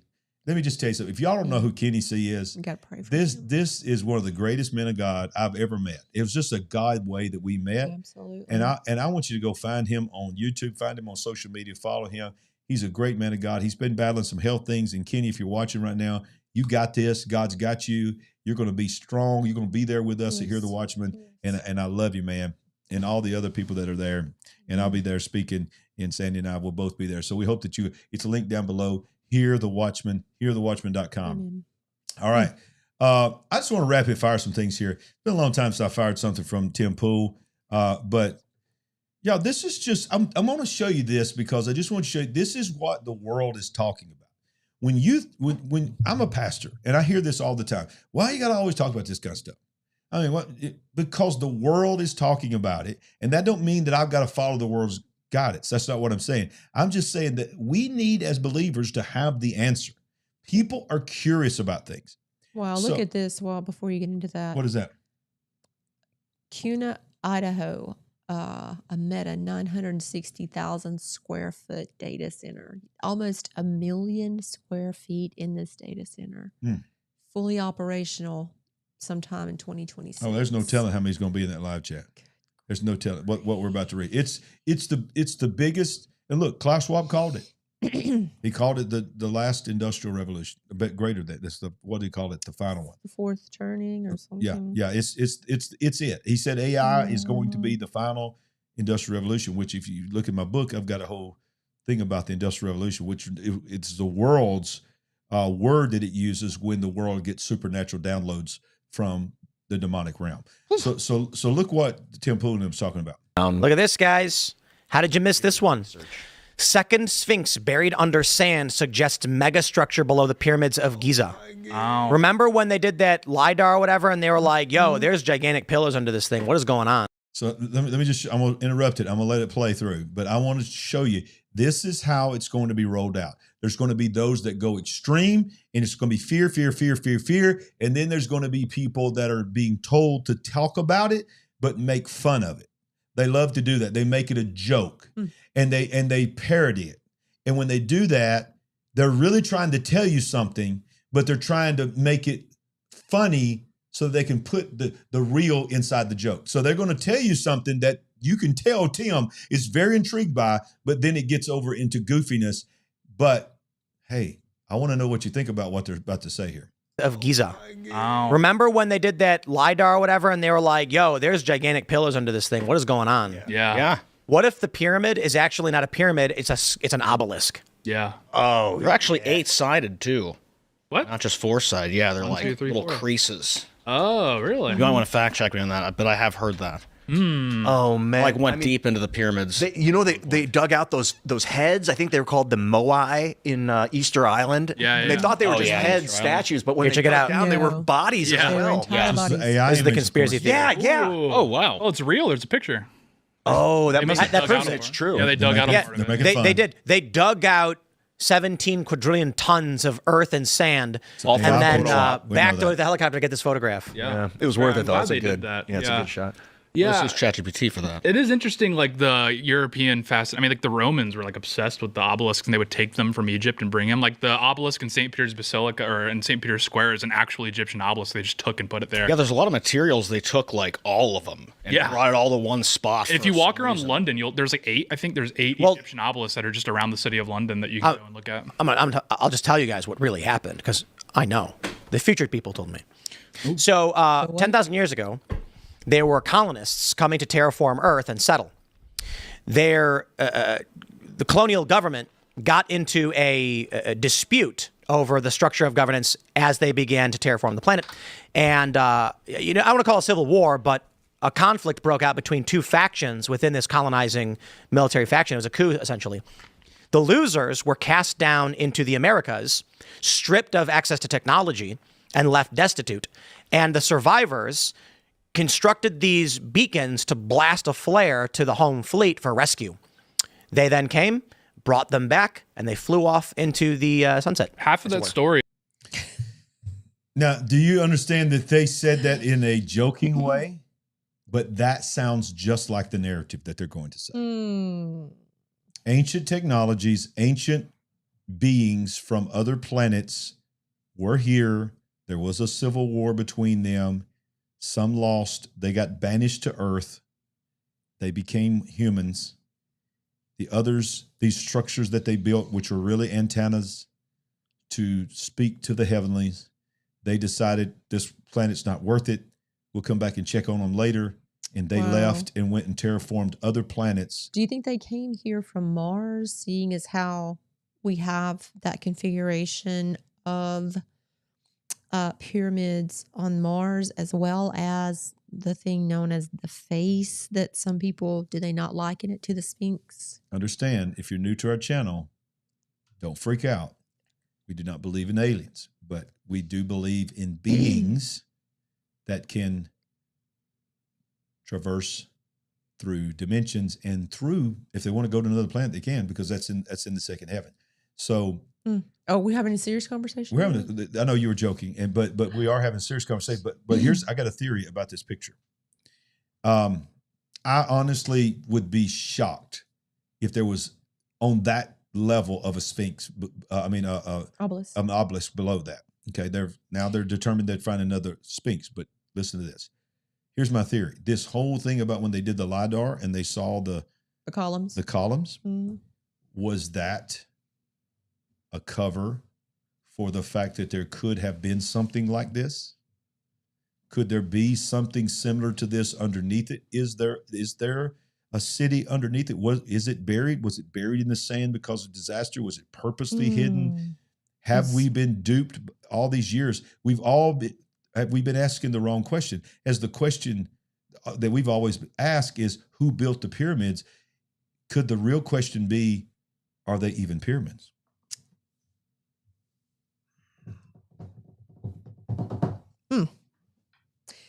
I think that's another episode with L.A. Marzulli. I think it is. Yeah. I think it is. Y'all, why are we talking about this? Because this is what's coming. We're just trying to show you potential things they're going to say. Yep. I got things I want to say, but that ain't what I want to say. Well, I'll tell you this. This conversation definitely takes the attention off of what people think is like a great haul of records or a great place where, I don't know, if it's just books, scrolls, a library, or what underneath the Sphinx. If we're talking about this, we're certainly not talking about that. If there's gold or artifacts or whatever underneath the Sphinx, we're not talking about that anymore because we're talking about the pyramids might be actually an obelisk. Thanks a lot, David. David says, Sandy, you are so good at keeping Pastor accurately expressing himself. I don't know exactly what that means, but thank you. I think that means that you have to be my interpreter. You have to be my interpreter. Cooking up conspiracies. Well, wouldn't you?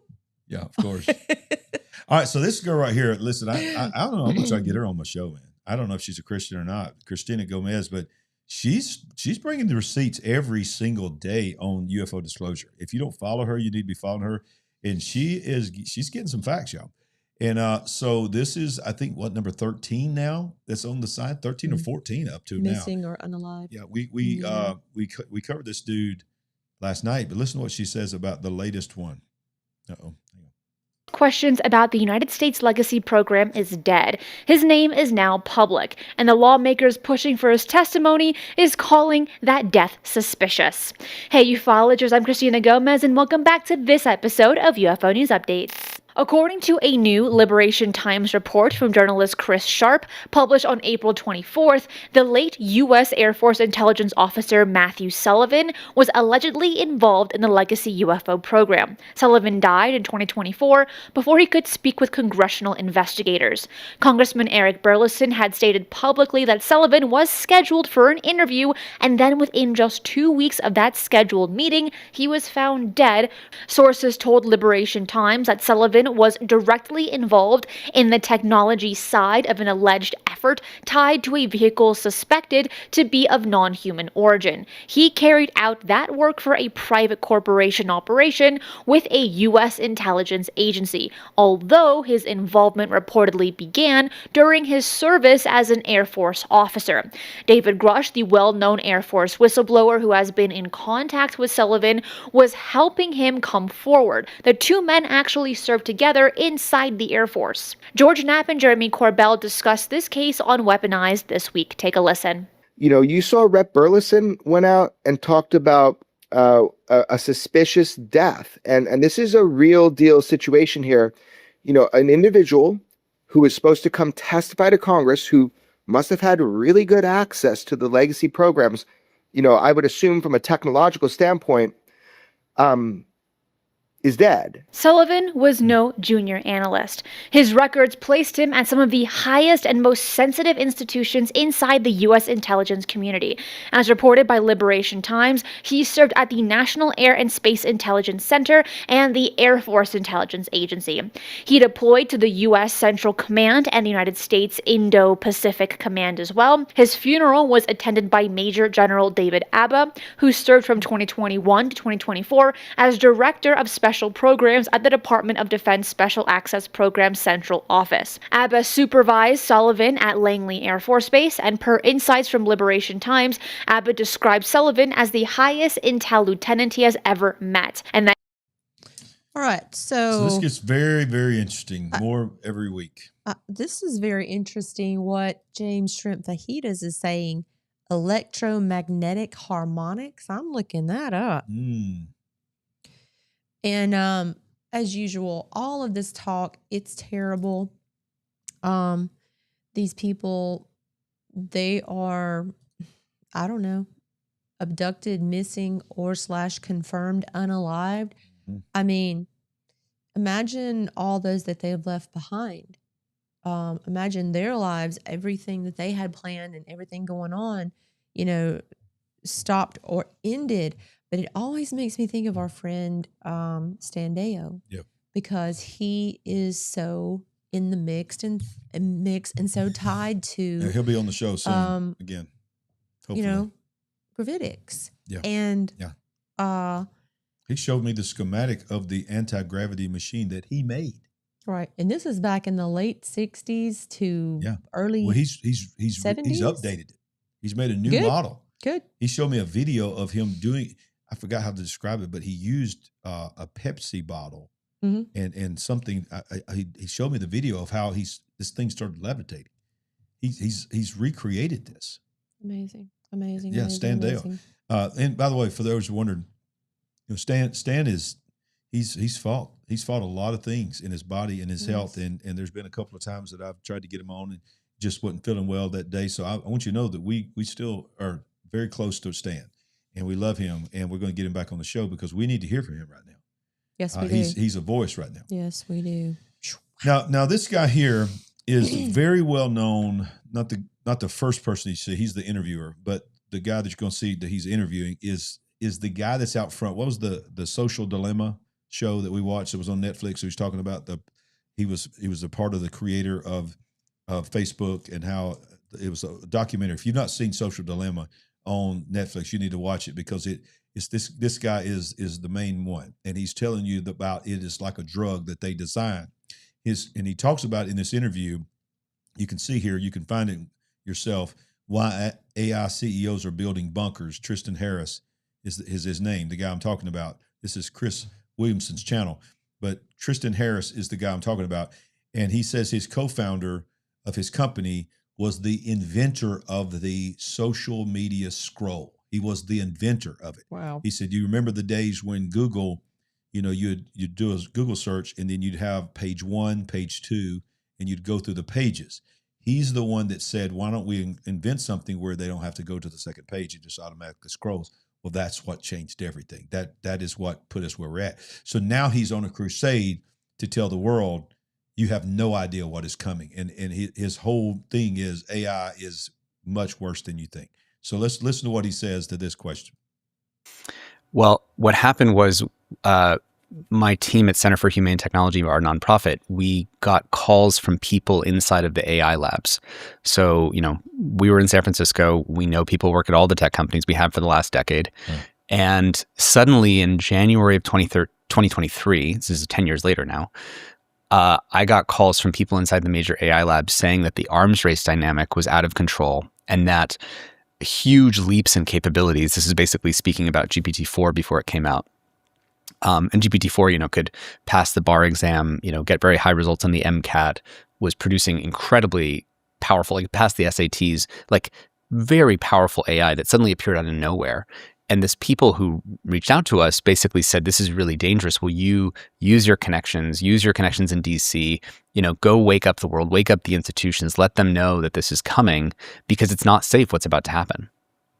Why is AI distinct from other kinds of technologies? This is what I want you to hear. Well, let's get to that. So I think the thing that is most difficult for people to get is up until now, technology progressed in a very we're kind of adding layers to a stack kind of way. Like we build a networking stack, we build a user interface stack. And as you develop the stack, you're kind of just adding layers and layers and layers. And the technology that we live in was coded manually, like line by line, like when the computer sees this, do this. When the computer sees this, do this. And then people contribute all this code over 30, 40, 50 years on GitHub and in operating systems. And then you land in this technological world in which everything that happens in a computer is happening through logic and through human choice.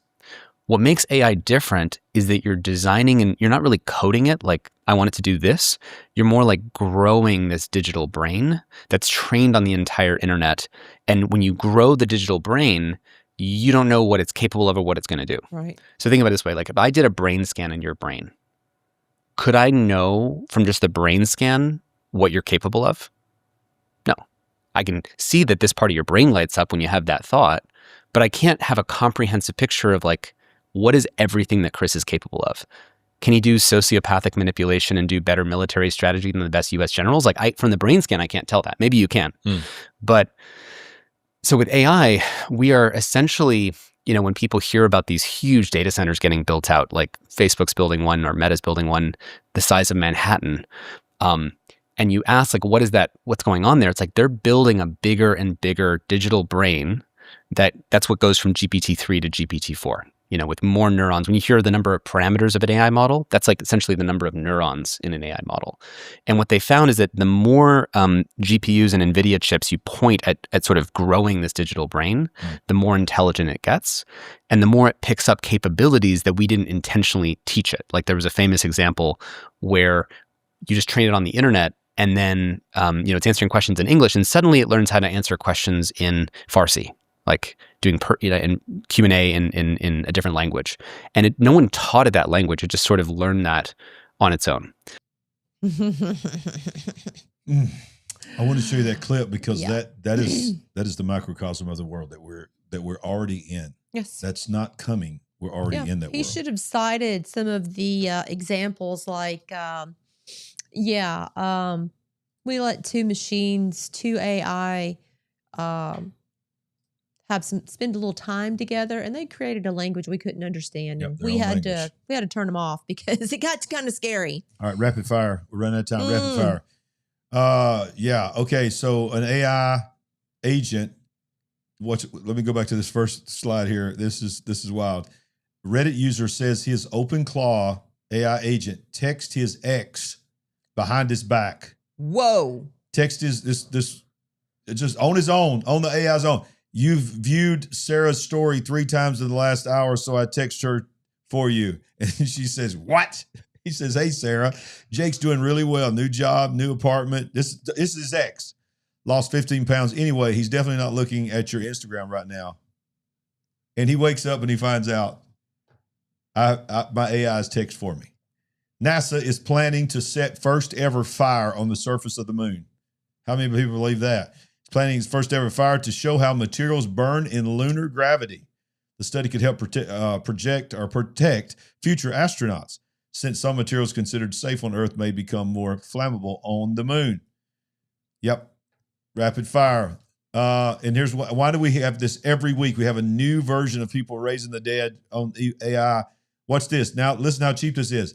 Superbrain users uses voice clips, photos, and chat history to build an interactive avatar that looks and sounds like someone who passed away, and it costs $3. For $3, you can have your lost loved ones in a little handheld box that you can put in you, and you can talk to them forever. Yeah, $3. Mandatory federal surveillance tech in cars. Who knew this was coming? I haven't heard about this. By 2027, every new car in the United States will be required by law to have tech that puts constant surveillance on the driver. By 2027, AI in your car will determine if you're sober or fit to drive, automatically turning off the vehicle if it determines you're a danger on the road. Yeah. So we got AI is going to be able to tell if you're drunk, even if you're not drunk, can call you drunk if they don't like your politics. This one right here is crazy to me, y'all. This guy wanted to give his mom a 60th birthday. He took some old pictures and made an entire movie.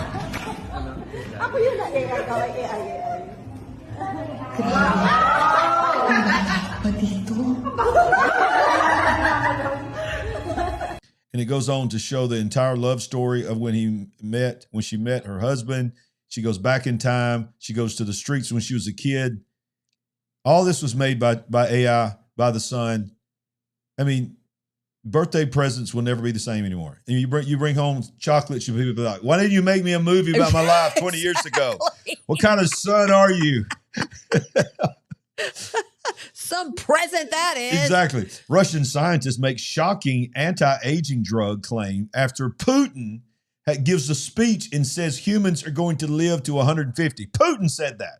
Didn't Jared Kushner just recently say that? I think he did. A Russian scientist claims the country is developing a world's first anti-aging drug months after Vladimir Putin suggested humans could live one day to 150. The reported treatment would be use gene therapy to block the RAGE gene, which is linked to cellular aging and deterioration. However, experts have not verified the claims, and there is currently no proven drug that can significantly delay human aging. Yeah. One more, y'all. I think we got one more. Maybe not. Let me see. See if this is what I think it is. Nope. That's it, ladies and gentlemen. What a show. Wow. Wow. The only thing, I just rapid fire all this fake stuff, AI stuff, all this stuff that's going to come, going to try to be something that it's not, but you know something's not fake? TheFinalFlood.com. It's a real site. What a segue. What a segue. Y'all need to go get the book. And if you got the book, leave a review. It's a #1 bestseller. Get the book, get the book, get the book, get the book, get the book. And don't forget about Israel. Don't forget about, let's talk about that real quick. Israel. We haven't talked about it in a while. People are wondering if we're still going. We're still going. And by the way, if something happens and we're not able to go, they have waived the penalty, so you'll get all your money back. So, but if you want to go ahead and make that commitment. Let's go. Let's go to the Holy Land. Let's step on the devil's head. Let's say you're not going to intimidate us. We're going to go to Mount Carmel. We're going to go to the Mount of Olives. We're going to the Garden of Gethsemane, the Temple Mount. We're going to the Jordan River. We're going to the Dead Sea. We're going to the caves of Qumran. We're going to see Mount Hermon where the watchers came across. We're going to Caesarea Philippi, the gates of hell, the cave. Y'all, that's just, the Sea of Galilee. It's just amazing, all the things we're going to do. We want to go there with you. Israel26.com. Israel26.com. It's all linked down below. Everything we talk about on this show is linked down below for you to just go and click. It is amazing. The technology is amazing. Sandy, you want to do it or you want to save it? Do it. All right, so we're going to do it. We're going to do the Golden Chicken Award. The nominees tonight are... Number 1, Wells Fargo Smart Dust. That's a good one. Number 2, is the pyramid actually an obelisk? That was a good one too. Number 3, AI agent text his girlfriend. Yeah, what's up with that? And number 4, ex-girlfriend. Number 4, just $3 can get you a forever AI version of your loved one. Be a tight competition. All right, that's the 4. Here we go. Y'all know this is the favorite part of the show. Woo! When Larry does the Larry. This is the Larry.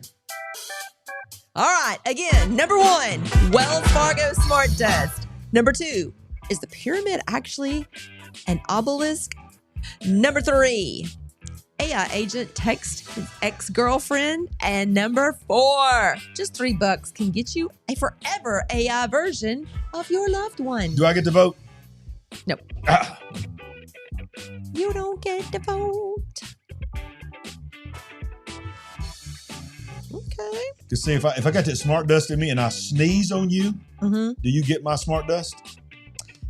Unclear on that. Let's think about that. That could be important.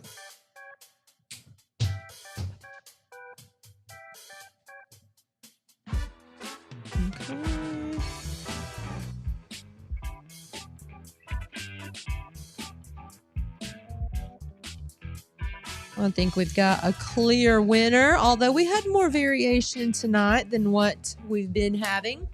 All right. So I think we can clearly declare number 1, yep, I knew it. Wells Fargo Smart Dust as our winner. Yay! Sorry if this disrupts and disturbs your pets tonight. Yes. And I'm even more sorry to say that we bank at Wells Fargo. So exactly. Might want to think that one through again. I love it. Come here, baby. Let's trade smart dust. It's been an awesome night tonight. I love you guys. We'll see you next time. We always want to remind you we ain't woke, but we are certainly awake. God bless. Help us build the big picture family. We're on a mission to wake up the world to what is really going on. Go to LarryRagland.com to give a one-time gift or become a monthly partner. Any amount blesses the entire big picture family. While you're there, pick up our book, I See Greatness in You. Browse our merchandise store, connect on social media, and get on the big picture mailing list at LarryRagland.com. Join us and be a part of the big picture family, where we ain't woke, but we are certainly awake.